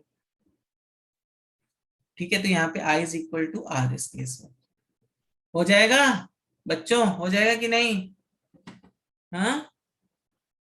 देखो अगर ये मैंने बोला triangle 1 is congruent to triangle 2, ठीक है, ठीक है कि नहीं बच्चों, triangle 1 is congruent to triangle 2, तो क्या होगा यहाँ पर, ट्रायंगल 1 इज कॉन्ग्रुएंट, अच्छा कॉन्ग्रुएंसी का साइन बराबर नहीं बना, ये होता है कॉन्ग्रुएंसी का sign, triangle 1 is congruent to triangle 2, 2 को उठा के ऐसे रख दो, तो आपके पास अभी आप देखो यहाँ पे 2 ट्रायंगल बन जाएंगे, 1 और 2 ऐसे ऐसे आपको दिखाई देंगे ना, आई ये है 1 में आई है, तो आई इज इक्वल टू आई, यहाँ पे सिंपल एक हम रिलेशन एस्टेब्लिश कर सकते हैं यहाँ पर, ठीक है। तो यहाँ पर बिकॉज यहाँ पर हम डायरेक्टली बोल सकते हैं since this is congruent therefore angle I is equal to angle R from congruent part of congruent triangle। ये आपको एग्जाम में पूछ सकता है, बोर्ड में पूछ सकता है, जेई में तो नहीं पूछेगा, लिखना है तो लिख लो इसको, चलो बच्चों लिखना है तो जल्दी से लिख लो, this another version of same diagram. तो देखो बेसिकली बस यहाँ पे क्या हो रहा है बच्चों, तभी आई होप आपको समझ में आया होगा क्या हो रहा है यहाँ पे, यहाँ पर देखो ये लाइट ऐसे आई, ठीक है, ये लाइट यहाँ पर ऐसे आई, बट ये पॉइंट और ये पॉइंट ये दोनों पॉइंट हमेशा साथ साथ में चलने वाले थे, ये पॉइंट पहले आके यहाँ पर स्ट्राइक करता है, तो अभी इस पॉइंट को यहाँ से यहाँ तक आने में कुछ टी टाइम लगेगा, ठीक है। And after some time what happens, ये पॉइंट और ये पॉइंट साथ साथ चलना स्टार्ट कर देंगे, रिफ्लेक्टेड वेव फ्रंट जो आपको दिख रहा है, ठीक है। तो बेसिकली हमने इस वाले ट्रायंगल में और इस वाले ट्रायंगल में similarity, congruency not similarity, congruency prove कर दी ना। ये वाला ट्रायंगल और कौन सा दूसरा ट्रायंगल लिया हमने, एक ये वाला ट्रायंगल, ठीक है। तो हमने कैसे कैसे कॉन्ग्रुएंसी प्रूव करी, हमने बोला ये साइड इक्वल है भाई, ठीक, ये एंगल 90 है और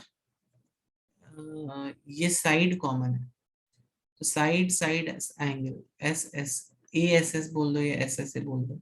तो उसके बाद हमें क्या पता चला कि देखो ये एक्चुअली ऐसे था, सिंपल स्टेप्स है, ये आई ये आर, ये आई ये आर, ऐसा समथिंग लाइक दिस। तब अगर ये इसको बराबर है, ये कॉमन साइड है, तब देखो इन दो ट्रायंगल्स को हम ऐसे लिख सकते हैं ना,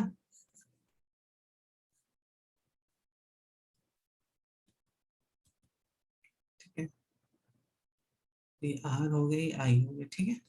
तो R is equal to I. In brief हमने ऐसा इस चीज को देखा। तो अगर किसी बच्चे को कुछ डाउट है प्लीज आस्क। सो अभी what we are doing is we will use Huygens principle, Huygens to prove refraction of light. Refraction समझना आसान है। अच्छा, तो before we enter into this topic, you know refractive index क्या होता है बच्चों? What is refractive index? देखते हैं किसको याद है। मैं शायद एक बार ले भी चुका हूँ आपका, बट एनीवेज बताओ रिफ्रैक्टिव इंडेक्स क्या होता है। जैसे सपोज लाइट जो है एयर से वाटर की तरफ आई, ठीक है, तो मैं ही बता देता हूँ। तो यहाँ पे इस स्पीड से ऑब्वियसली वाटर में स्पीड कम हो जाती है, ठीक है, न्यूटन ने उल्टा बता दिया था। तो यहाँ पे जो ये रिफ्रैक्टिव इंडेक्स ऑफ वाटर होगा, this will be equal to c by v, that is मतलब समझो water with respect to air. अगर मैं इसको ऐसे लिखता हूँ, water with respect to air, this is what speed in air, जो नीचे लिखते हैं उसकी स्पीड पहले पहले लिखते हैं, अपॉन स्पीड इन वाटर। ठीक है, समझ में आई बात की नहीं आई? Speed in air to speed in water. तो ये ध्यान रखना, रिफ्रैक्टिव इंडेक्स ऑफ वाटर क्या होता है, ये होता है। ठीक है ना बच्चों? Yes sir. ठीक है, चलिए। और आपको एक और रूल मालूम होगा रिफ्रैक्शन ऑफ लाइट से related. What was that rule? Refract, अभी समझो अगर ये आई है और ये अगर आर है, तो refractive index of water is also equal to sine i by sine of r. तो ये स्नेल्स लॉ जो है, ये हम इस हाइगन प्रिंसिपल से प्रूव कर सकते हैं, ठीक है, समझ रहे हैं? तो चलो देखते हैं क्या हम इसको sine i by sine r, ये भी हमने देखा था ना रिफ्रैक्शन ऑफ, जब हमने किया था। तो इसको हम चलो इससे प्रूव करके देखेंगे हाइगन प्रिंसिपल से, ठीक है। चलिए इसको प्रूव करने की कोशिश करते हैं अभी। तो मैं इस ग्राफ को ले लेता हूँ यहाँ पे नीचे, चलो ठीक है। तो अब यहाँ पर अब क्या होगा, ये मीडियम 1 है, ये मान लो मीडियम 1 है, ये एयर है कुछ है, और ये मीडियम 2 है, मीडियम 1 एंड मीडियम 2। अगेन एक वेव फ्रंट आया, कैसा wave front? Plane wave front, ठीक है। एक प्लेन वेव फ्रंट कैसा आया, यहाँ पर ऐसा आया,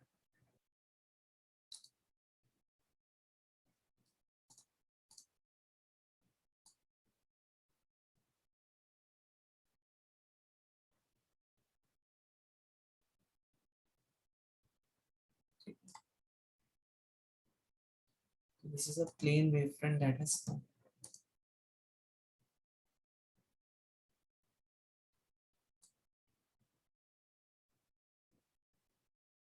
अब यहाँ पे भी सेम चीज होगी, होगी कि नहीं होगी? मतलब यहाँ पर भी आप ऐसा बोल सकते हो कि भाई यहाँ पर ये जो इसका ये जो वेव फ्रंट होगा, वेव फ्रंट कैसे दिखाई देगा, something like this. Wave front जो है ना,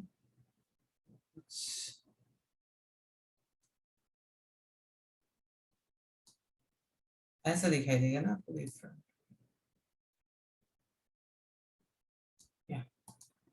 ठीक है, वेव फ्रंट देखो ऐसा कुछ आपको दिखाई देगा। मतलब ये वाला पॉइंट अभी यहाँ पर जिसको मैं रेड कलर से मार, ये वाला पॉइंट और ये वाला point, they are going to simultaneously always move together. ठीक है, समझ में आ रही बात की नहीं आ रही है? मुझे समझ में आ रही बात की नहीं आ रही है?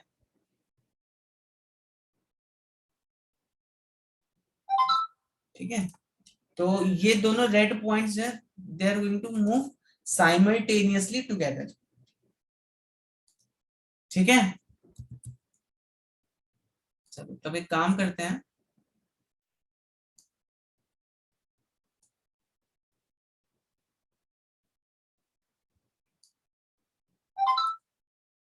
बच्चों इतनी बात समझ में आई?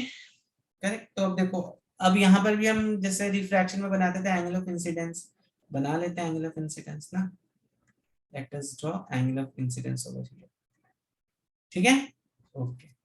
अब बच्चों यहाँ पर जो सोचने वाली बात है वो ये है कि अगर obviously this is angle of incidence, तो this is also going to be angle of incidence. Again same thing will happen. क्या ये वाला पॉइंट पहले एंटर कर जाएगा पानी में, और ऑब्वियसली ये वाला पॉइंट, ठीक है, इसको थोड़ा टी टाइम लगेगा, इसको थोड़ा टी टाइम लगेगा। मान लो ये एयर है, ये वाटर है, यहाँ पर स्पीड सी है, यहाँ पर स्पीड भी है। ठीक है, ठीक। अब देखो लाइट कैसे अपने आप को रिस्ट्रक्चर करती है, so that it always follow this Huygens principle, Huygens law. मतलब क्या हुआ, ये वाला वेव फ्रंट और ये वाला वेव फ्रंट हमेशा सेम फेज में चलने चाहिए। ये चीज को बैलेंस करने के लिए देखो लाइट अपना पाथ कैसे ले लेती है। ठीक है, चलो देखते हैं। तो इस चीज को बैलेंस करने के लिए क्या होगा, ये वाला जो ये वाली जो लाइट है ना, बेसिकली यहाँ पर क्या होगा, ये यहाँ पर पहले परपेंडिकुलर ड्रॉप करते हैं।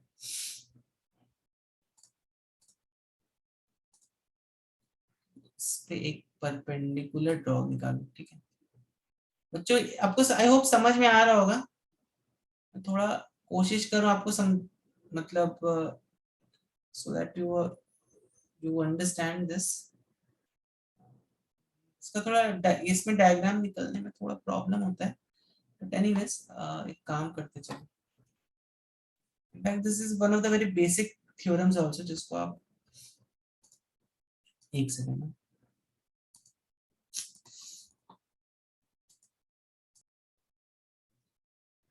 So now this angle is R, angle of refraction जो हम देखते हैं, this angle is I, that what we have already seen।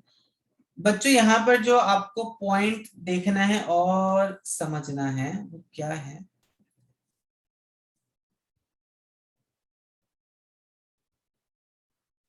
ठीक है, इट इज लाइक दिस।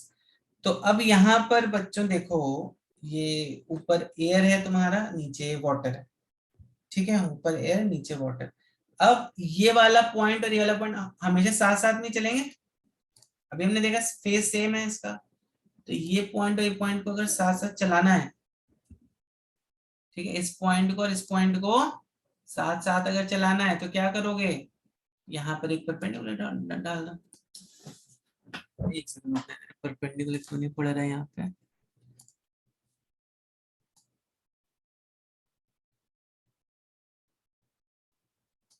ठीक है,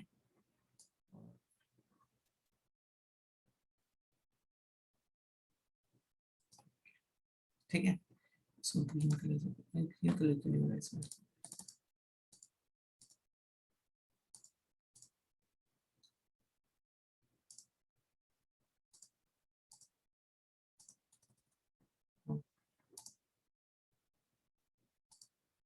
चलो ठीक है, ठीक है।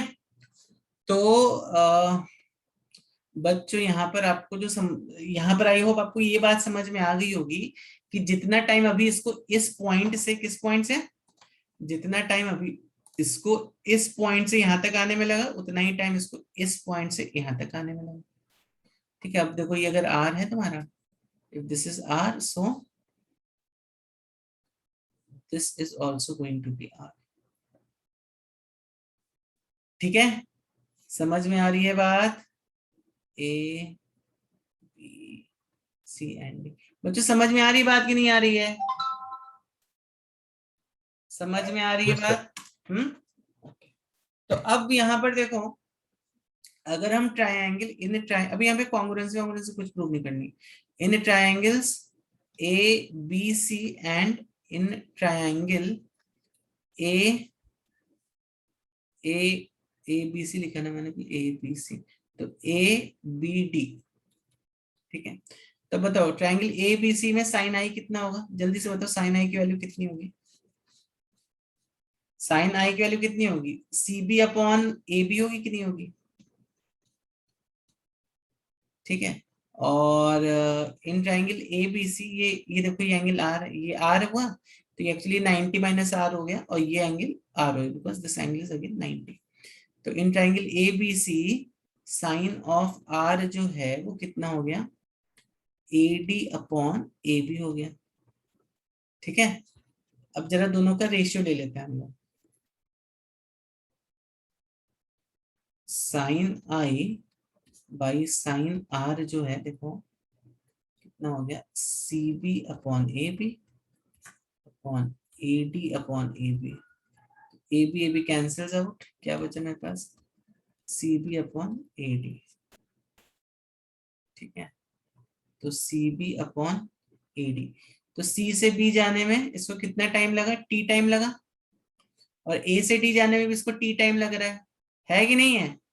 इसको ऑब्वियस सी बात है ना, इसको इसको ये जितना टाइम इसको यहां से यहां तक जाने में लगा, उतना ही टाइम इसको यहां से यहां तक जाने में लगा। तभी तो ये वाला पॉइंट इस वेव फ्रंट को पकड़ पाएगा ना, और साथ साथ में चलेंगे फिर दोनों इस पानी के अंदर। ठीक है, तो इसको हम देखो क्या लिख सकते हैं, इसको हम डिवाइडेड बाई टी कर सकते हैं, इसको हम डिवाइडेड बाई टी कर सकते हैं, इसको हम डिवाइडेड बाई टी कर सकते हैं ना। ठीक है, तो देखो सी बी बाई टी कितना हो गया? सी बी बाई टी हो गया तुम्हारा वेलोसिटी इन एयर। ठीक है, और ए डी बाई टी कितना हो गया? Velocity in water. तो ये कितना हुआ? C by v. तो sine i upon sine r equals to c upon, और सी अपॉन भी हमने ऊपर क्या बोला था? सी अपॉन भी हमने बोला था ऊपर इज, यही हमने डिफाइन किया था, रिफ्रैक्टिव इंडेक्स, और ये तुम्हारा स्नेल्स लॉ था। ठीक है, this is equal to mu of water या mu of medium, whatever you want to say. Now from this we prove Snell's law. ठीक है बच्चों, आई होप आपको ये बात समझ में आई होगी। देख लो, इसको लिख लो, कुछ डाउट है तो पूछ लो। ठीक है,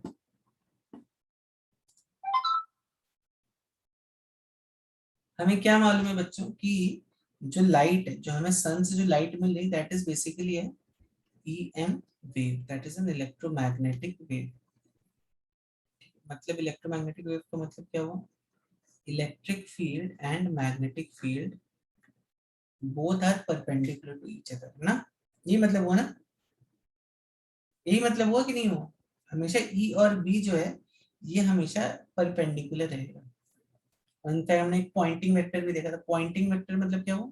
किस डायरेक्शन में ये E B जाएगा, तो E क्रॉस B का जो डायरेक्शन होता है उसी डायरेक्शन में, जैसे यहाँ पे E क्रॉस B करो तो आई थिंक ऐसा कुछ तो आएगा ना आपका, E क्रॉस B कर दो तो ऐसा कुछ तो आएगा, E क्रॉस B।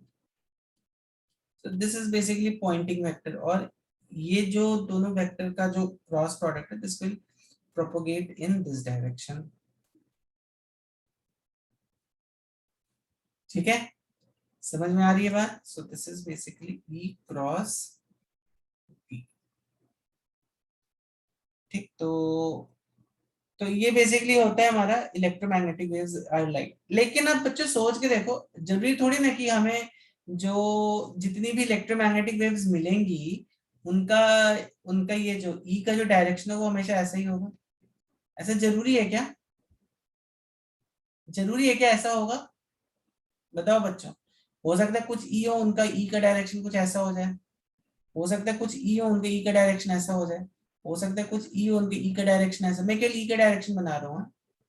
इससे बाकी सब डायरेक्शन आप अपने आप इसको परपेंडिकुलर लेके देख सकते हो।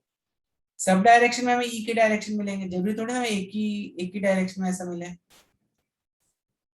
ठीक है, करेक्ट। तो ये जो लाइट अगर हम मतलब सन से जो जब लाइट देखेंगे, हम देखेंगे भाई एक जो हमें लाइट मिली वहां पर ई जो था वो ऐसे से वाइब्रेट कर रहा था, दूसरी जो लाइट मिली हमें ई जो था वो ऐसे से वाइब्रेट कर रहा था, तीसरी जो लाइट मिली हमें ई देखा हमने ऐसे से वाइब्रेट कर रहा था, हो सकता है चौथी में भी ऐसे ऐसे वाइब्रेट कर रहा हो सकता है पांचवी में ऐसे वाइब्रेट कर रहा हो, ई से चेंज हो रहा हो, करेक्ट। तो we can get any angle of E, इसमें कोई रूल नहीं है कि हमें ई का जो एंगल है हमेशा स्ट्रेट ही मिलना चाहिए या इस पॉइंट से, ठीक है। तो इस तरह की लाइट को हम बोलते हैं अनपोलराइज्ड लाइट, इस तरह की लाइट को हम क्या बोलते हैं बच्चों, इस तरह की लाइट को हम बोलते हैं अनपोलराइज्ड लाइट, ठीक है, unpolarised light. So what if this is unpolarized light, then what is polarized light? Polarized light means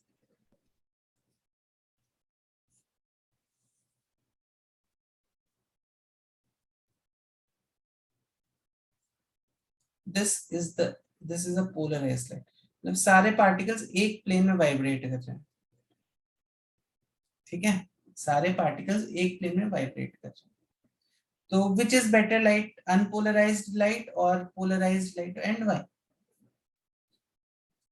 why do you think which, या आप बताओ मुझे कौन सी लाइट ज्यादा अच्छी होगी, पोलराइज्ड वाली या अनपोलराइज्ड वाली? यस बच्चों,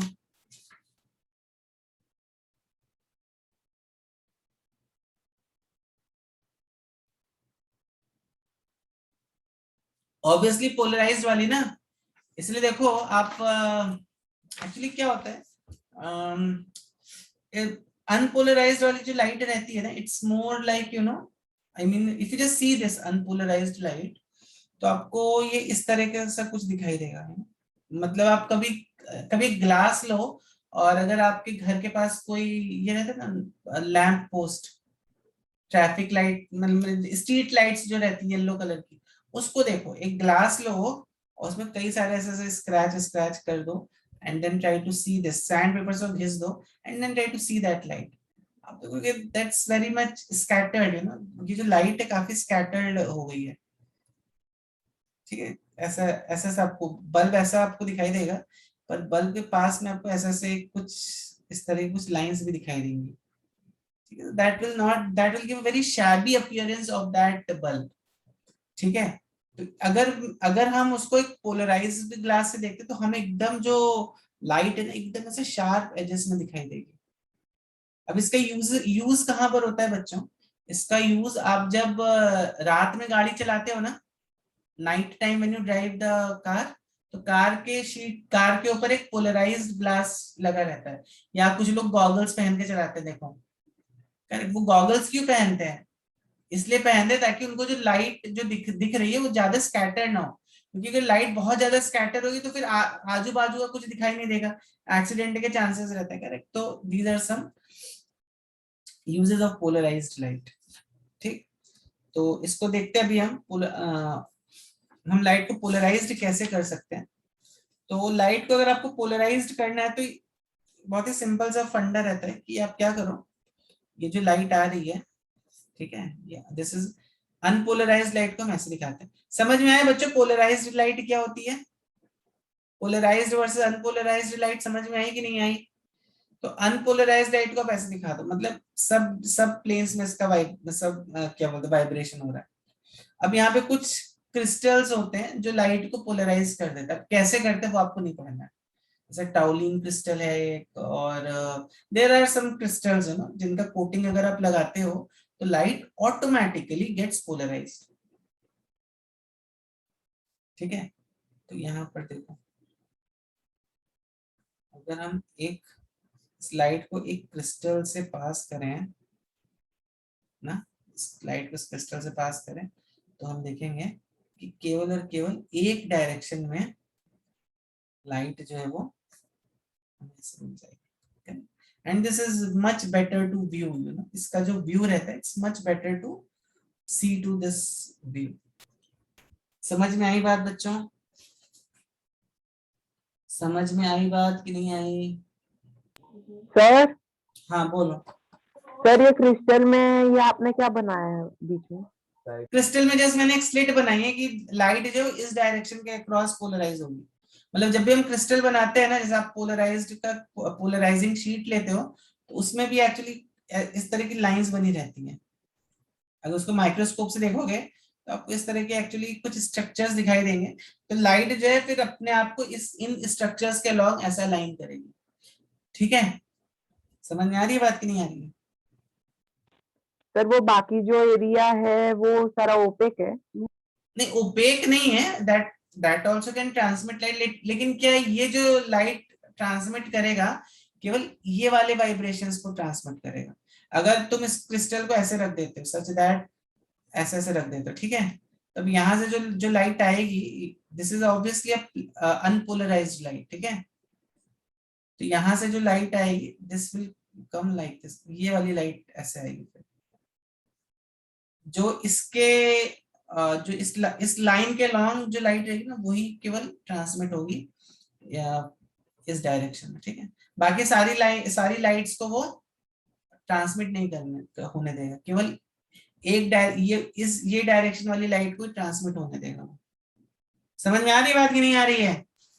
सर लेकिन ऐसा क्यों होता है?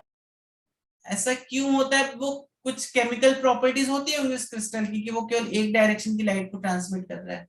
आप देखो ना, आपने अपने ग्लास देखा होगा, क्या बोलते हैं, गॉगल जो रहते हैं ना, गॉगल्स कभी भी आप गॉगल्स को दिन में पहन लो तो कैसे अच्छा लगता है ना हमें, we are able to see things in a much clear way.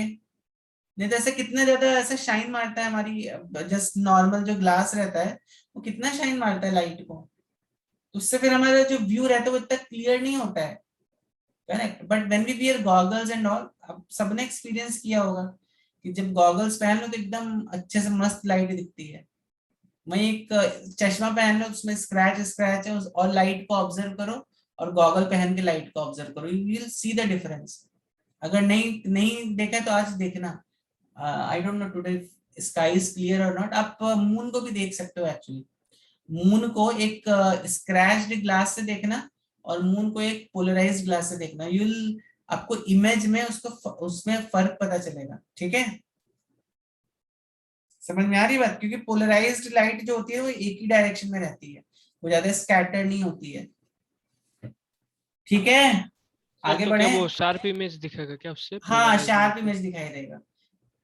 Sharp मैंने तो ऑब्जर्व किया है क्योंकि मेरा चश्मा है, तो मैंने ऑब्जर्व किया है कि जैसे मून को आप कभी भी ऐसा ऑब्जर्व करो ना, तो मून एक्चुअली मुझे तो ऐसा ऐसा थोड़ा सा यहाँ पे ब्लर से आपको आपको दिखाई देगा एजेस में, लेकिन एक पोलराइज्ड ग्लास के साथ देखो तो एकदम शार्प इमेज दिखाई देती है मून की।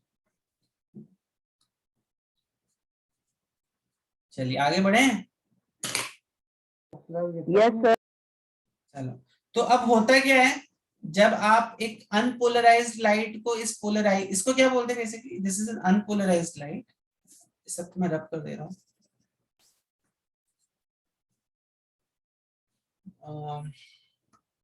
This is an unpolarized light. This is a polarizer. And इसको बोलते हैं प्लेन पोलराइज्ड लाइट। ये सब टर्म्स याद रखना बच्चों, ठीक है। This is known as plane polarised light. ऐसा बहुत एप्लीकेशन है, इनफैक्ट जो रेनबो से भी हमें जो लाइट दिखती है that is also plane polarised light, ठीक है। तो इसका बहुत एप्लीकेशन है बच्चों, अभी हम जस्ट ये केवल फिनोमेना पढ़ रहे हैं पोलराइजेशन का।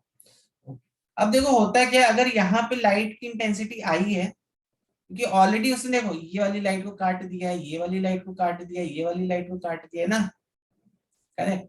और केवल वो केवल इस वाली लाइट को ट्रांसमिट कर रहा है, तो ऑब्वियस सी बात है इंटेंसिटी जो है थोड़ी कम हो जाएगी। अब गॉगल के अंदर देखो और गॉगल को निकाल के देखो, गॉगल पहन लेते तो लाइट की इंटेंसिटी कम हो जाती है, इसलिए तो गॉगल पहनते हैं हम, है कि नहीं है? तो यहाँ पे जो अगर मान लो यहाँ पे लाइट की इंटेंसिटी आई नॉट थी, तो जब ये लाइट यहाँ पे पास होगी इस पोलरॉइड से, मैंने पोलराइज लिख दिया, it's not polarise, it's polaroid actually, इस पोलरॉइड, इस पोलरॉइड से जब पास होगी तो इसकी इंटेंसिटी हाफ आई नॉट हो जाएगी। ठीक है, समझ में आई बात कि नहीं आई? ठीक है ना बच्चों? बच्चों समझ में आ रही है बात कि नहीं? समझ रहे हो बात? इंटेंसिटी की बात कर रहा हूँ, ठीक ठीक है, ओके। तो जस्ट राइट इट डाउन कि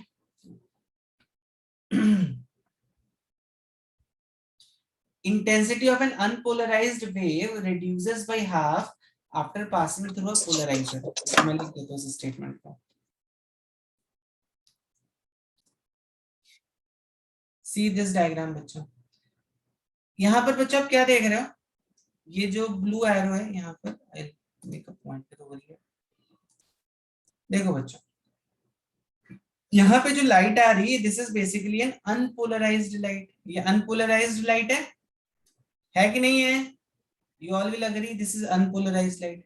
अब जब इस अनपोलराइज्ड लाइट को पोलराइजर से पास करोगे तो देखो केवल एक ही डायरेक्शन में आपको इसका वाइब्रेशन दिखाई देगा। ठीक है, इसका केवल आपको एक ही डायरेक्शन में vibration, light is vibrating along one direction only. ठीक है, दैट मीन्स व्हाट, अगर मेरी लाइट की इंटेंसिटी यहाँ पर आई नॉट थी तो यहाँ तक पहुंचते पहुंचते लाइट की इंटेंसिटी आई नॉट बाई 2 हो गई। समझ में आई बात? देखो, तो अगर यहाँ पे इंटेंसिटी आई नॉट थी तो जब इस पोलराइजर से पास हुई तो आई नॉट बाई 2 हो गई। अभी हमने देखा है, तो we have seen that. Now अब अगर मैं इसको एक दूसरे पोलराइजर से पास कर दूं, और आप यहाँ पर देखो, ये जो पोलराइजर है, इस polariser, this is kind of vertical, और ये वाला जो पोलराइजर है, दिस इज, ये एक एंगल बना रहा है, दिख रहा है? इसके साथ ये एक एंगल बना रहा है। अगर मतलब अगर मैं इसको ऐसे देखता हूं, इस वाले पोलराइजर ये ऐसा है, इसका डायरेक्शन ऐसा है, इसको अगर मैं यहाँ पे ऐसे देखता हूँ, it is making some angle theta with respect to this. इसको हमने देखो पहले P1 के रिस्पेक्ट में थीटा डिग्री से रोटेट कर दिया है। अगर नहीं समझ में आ रहा है तो you can just look at my video.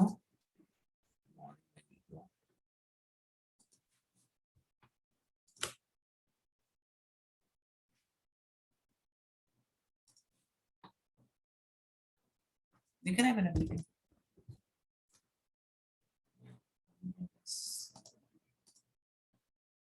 एक सेकंड,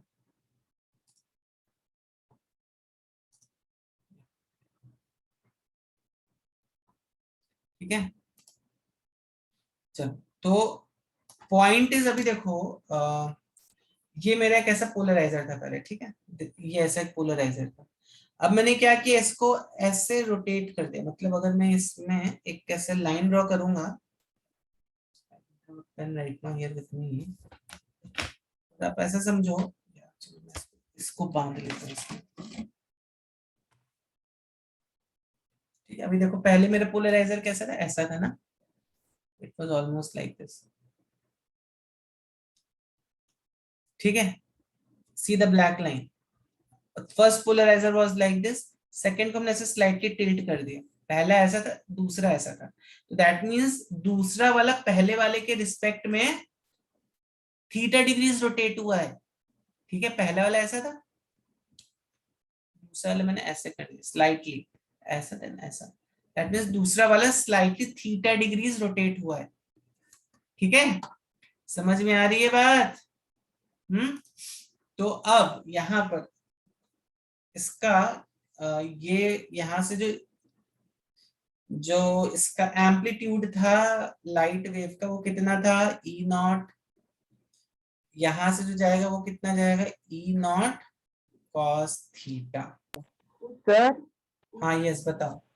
सर अगर हमने दूसरे पोलराइजिंग प्लेट का डायरेक्ट मतलब वो जो लाइंस का डायरेक्शन है वो बहुत ही मतलब मतलब आ रहा उस पे दोनों भी आ रहा उस पे भी। अगर आप बहुत ही ये बोले ना, अगर ऐसा करके मैंने ऐसा कर दिया, एक को ऐसे रख दिया, एक को ऐसे रख दिया, तो कुछ लाइट नहीं जाएगी। मैं दिखाऊंगा इसको आपको, ठीक है। No sir, no sir, no sir, मैं कह रहा हूँ कि मतलब थीटा इतना कम कर दिया कि वो tends to zero, theta tends to zero है, तो फिर लाइट का डायरेक्शन, मतलब जो पोलराइजिंग लाइट है उसका डायरेक्शन चेंज हो पाएगा उस केस में?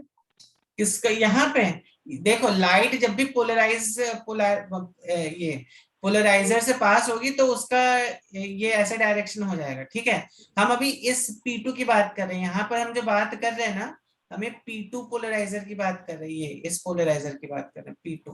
यस सर, सर मैं वही कह रहा हूँ कि वो जो P2 ठीक है पोलराइजर ना, है तो ना, कुछ नहीं होगा, कुछ नहीं होगा। तो होता है क्या, चलो ठीक है। Before I tell you this, मैं आपको एक चीज और बता देता हूँ।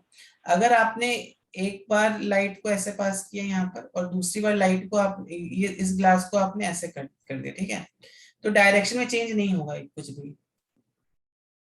तो लाइट का जो यहाँ पे जो डायरेक्शन था, अभी समझो लाइट का यहाँ पे डायरेक्शन कैसा था, यहाँ पर ऐसा था, ऐसा था।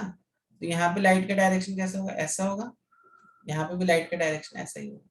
तो कुछ यहाँ पे भी इंटेंसिटी I0/2 थी, यहाँ पे भी इंटेंसिटी I0/2 रहेगी, ठीक। लेकिन अगर तुमने, ठीक है, ये बात समझ में आई। लेकिन अगर तुमने समझो पोलराइजर को लिया, एक को ऐसा कर दिया, और दूसरे वाले पोलराइजर को, मान लो इसका एक्सिस ऐसा है, और दूसरे वाले पोलराइजर को तुमने ऐसे कर दिया, ठीक है, दूसरे वाले पोलराइजर को तुमने ऐसे कर दिया, तो यहाँ पे क्या होगा, देखो बच्चों, यहाँ पर यहाँ पे जो भी तुम्हारी लाइट जाएगी I0, तो यहाँ पे I0/2 हो गई, और यहाँ पे फिर जीरो इंटेंसिटी जाएगी। क्यों? क्योंकि ये ऐसे है और ये ऐसे है। ये यहाँ पे लाइट कोई ऐसे इस प्लेन में वाइब्रेट करा रहा है, दैट ये वाली प्लेन की तो लाइट कोई है ही नहीं यहाँ पर, तो ये पूरी की पूरी इस लाइट को काट देगा, ठीक है। सर हाँ, यस, बोलो। सर मैं कह रहा था कि जो भी P2 प्लेट है उसका जो थीटा है उसको हमने टेंस टू जीरो कर दिया, तो मतलब वही तो बहुत मैंने ही वही तो आपको केस बताया, अभी वही केस तो बताया मैंने आपको। थीटा टेंड्स टू जीरो भी कर दिया अगर तुमने, तो टेंड्स टू जीरो मतलब as good as zero only ना, मतलब कोई चेंज नहीं हुआ एंगल में आपका। देखो ना, तो आपको कुछ ऐसा दिखाई देगा, दिख रहा है आपको? ये दिख रहा है बच्चों? यस सर, तो ये यहाँ पे आप बोल सकते हो कि अभी इस केस में क्या है, देखो यहाँ पे ये आपको दिख रहा है, ये red line, red line, you are seeing this red line, see yes this sir, red line, दोनों रेड लाइन कैसे पैरेलल है, मतलब क्या हुआ, अभी यहाँ पे वो थोड़ा बहुत थीटा होगा, उतना थीटा चलता है, वही तो मैं आपको बता रहा हूँ, सुन तो ले पूरी बात, ठीक है। तो अब यहाँ पे क्या होगा, आई मीन यहाँ पे देखो लाइट की इंटेंसिटी में ज्यादा कुछ चेंज नहीं हुआ है, ठीक है। लेकिन अगर तुमने इसको पूरा का पूरा ऐसे परपेंडिकुलर ऐसे ऐसे कर दिया, मतलब एक ऐसे लिया एक ऐसे लिया, तब देखो यहाँ पे तुम्हें कुछ दिखाई नहीं देगा, you will see almost like black thing, ठीक है। आगे बढ़े हैं अभी, चलो आगे बढ़ते हैं अभी। सर हाँ, बोलो बोलो बोलो। सर तो इसका मतलब लाइट की वाइब्रेशन का डायरेक्शन तो चेंज हो गया ना? कहाँ पे चेंज हो गया? यहाँ पे तो चेंज हुआ, लेकिन जब यहाँ से निकली, जो यहाँ ये था वो यहाँ पर चेंज नहीं हो रहा है, यहाँ इस वाले केस में चेंज नहीं हो रहा है, ठीक है। सर मतलब हमने थीटा कुछ तो रखा है, मतलब बहुत ही कम होगा लेकिन तभी भी कुछ तो रखा है ना, तो इसका हाँ, मतलब तो वही मैं आपको केस बता रहा हूँ, वही केस मैं ऊपर आपको बता रहा हूँ, उस पूरा तो कर लेने दो मुझे, ठीक है। तो अब समझो यहाँ पर ये एक तुम्हारा, वही तो मैं बोल रहा हूँ, अगर मान लो ये तुम्हारा यहाँ पे तुमने एक पोलराइजर रख दिया, यहाँ से एक अनपोलराइज्ड लाइट आई, ठीक है। And what it does is, ये अनपोलराइज्ड लाइट क्या करती है, ये unpolarised light will get polarised. अब तुमने इस वाले यहाँ पर एक दूसरा पोलराइजर भी रख दिया है, इस पोलराइजर को जब तुम स्लाइटली इसके रिस्पेक्ट में थीटा डिग्रीज पे रोटेट करोगे तो देखो क्या होगा, वही बता रहा हूं मैं। तो अब इस वाले पोलराइजर से जो एम्पलीट्यूड पास होगा, that amplitude will be of magnitude E0 cos theta. समझ में आई बात? यहां से जो इसका एम्पलीट्यूड E0 था, यहाँ पे भी एम्पलीट्यूड E0 था, ठीक है। लेकिन जब तुमने इसको स्लाइटली रोटेट कर दिया एट एन एंगल थीटा, तो यहां से जो तुम्हारा एम्पलीट्यूड पास हो रहा है that is E0 cos theta. और हमें पता है intensity is directly proportional to amplitude square. तो यहां से जो इंटेंसिटी निकलेगी लाइट की, यहां से जो इंटेंसिटी निकलेगी it will be directly proportional to E naught square cos square theta. समझ में आई बात? समझ में आई बात कि नहीं आई बच्चों? समझ में आई बात कि नहीं आई? चलो इसका एक प्रॉब्लम लेके देखते तो आपको समझ में आएगा। ठीक है, तो अब बस अब अगर आपने थीटा को छोटा भी कर दिया है मयंक, तो cos 0 तो ऑलमोस्ट 1 होता है, तो ऑलमोस्ट सेम अमाउंट का ई नॉट बाहर निकलेगा उससे। तो it depends on this relation actually. ठीक है, ठीक। तो ओके आप डायरेक्टली ऐसे भी लिख सकते हो actually, I is equal to, इसी रिलेशन को आप ऐसे भी लिख सकते हो, I naught cos square theta.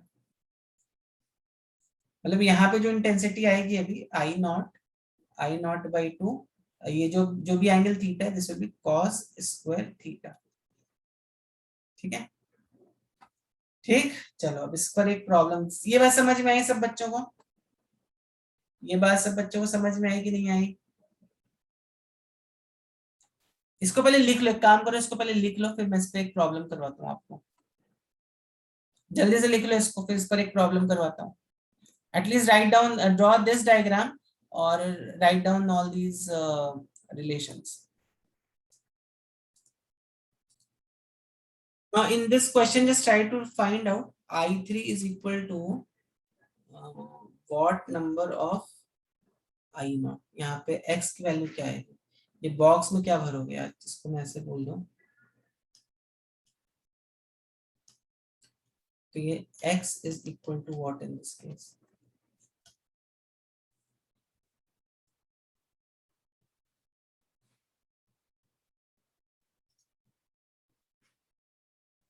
चलो एक मैं आपको करके दिखाता हूँ, फिर मैं आपको एक होमवर्क दूं तो आप होमवर्क में ट्राई करना। नहीं तो already our time is little less. तो देखो, अच्छा बताओ जल्दी से, आप लोग बताओ अभी I1 कितना होगा?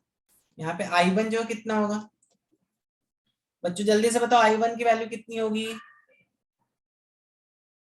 मैंने क्या बताया था, यहाँ पे कैसे लाइट आ रही होगी?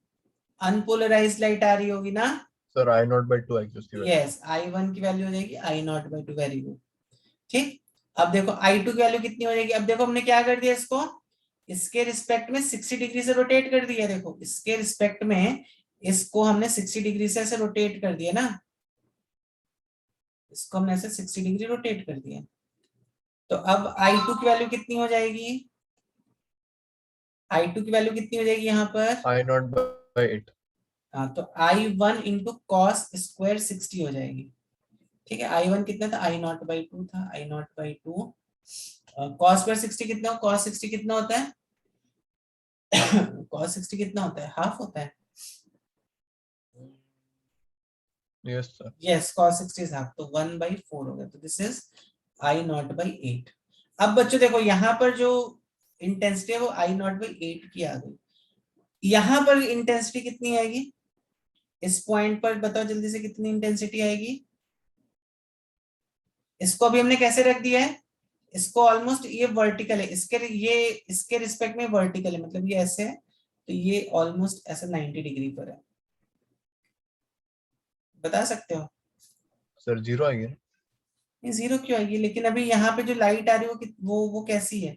वो तो ऐसी है ना, लेकिन इसके रिस्पेक्ट में ये कितना है? इसके रिस्पेक्ट में अगर देखोगे तो यहाँ पर देखो 30 डिग्री 30 डिग्री। हाँ 30 डिग्रीज है। यस, तो यहाँ पर ये ऐसा है और यहाँ पर ये ऐसा।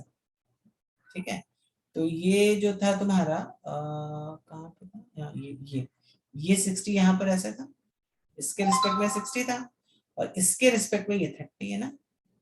ठीक है, तो ये 30 डिग्री। तो यहाँ पे आई नॉट बाई 8 ऑलरेडी लाइट इस डायरेक्शन में आ रही थी और अभी इस पोलराइजिंग ग्लास के रिस्पेक्ट में इसका जो एंगल है वो 30 डिग्री हो गया। तो यहाँ पर जो होगा बच्चों मेरे पास,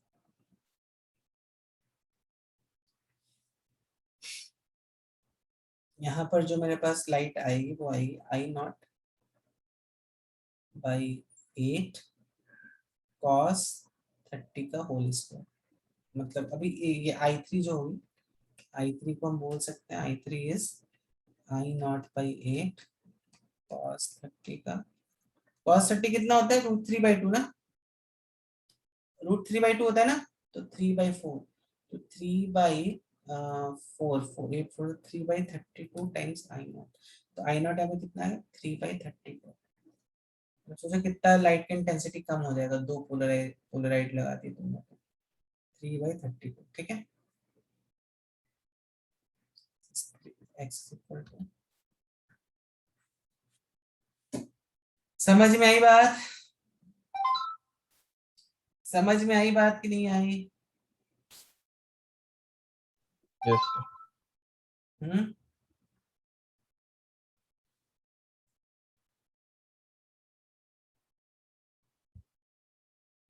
चलो ठीक है, तो आपकी बुक में एक क्वेश्चन दिया हुआ है, वो आप चाहिए तो आप घर में भी after this lecture you can try solving that. देख लो कौन सा क्वेश्चन सॉल्व करना है, अभी निकाल लो बुक, और पेज नंबर, मुझे इसको थोड़ा पोस्ट करने में टाइम लगेगा, तो तब तक आप लोग पेज नंबर 185 क्वेश्चन नंबर 17 लिख लो सब लोग, page 185 question number 17, please try solving. एक ही क्वेश्चन दे रहा हूँ बस, प्लीज सॉल्व कर लो इस क्वेश्चन को जल्दी, आपका पूरा क्रिस्टल क्लियर कंसेप्ट हो जाएगा पोलराइजेशन का, ठीक है।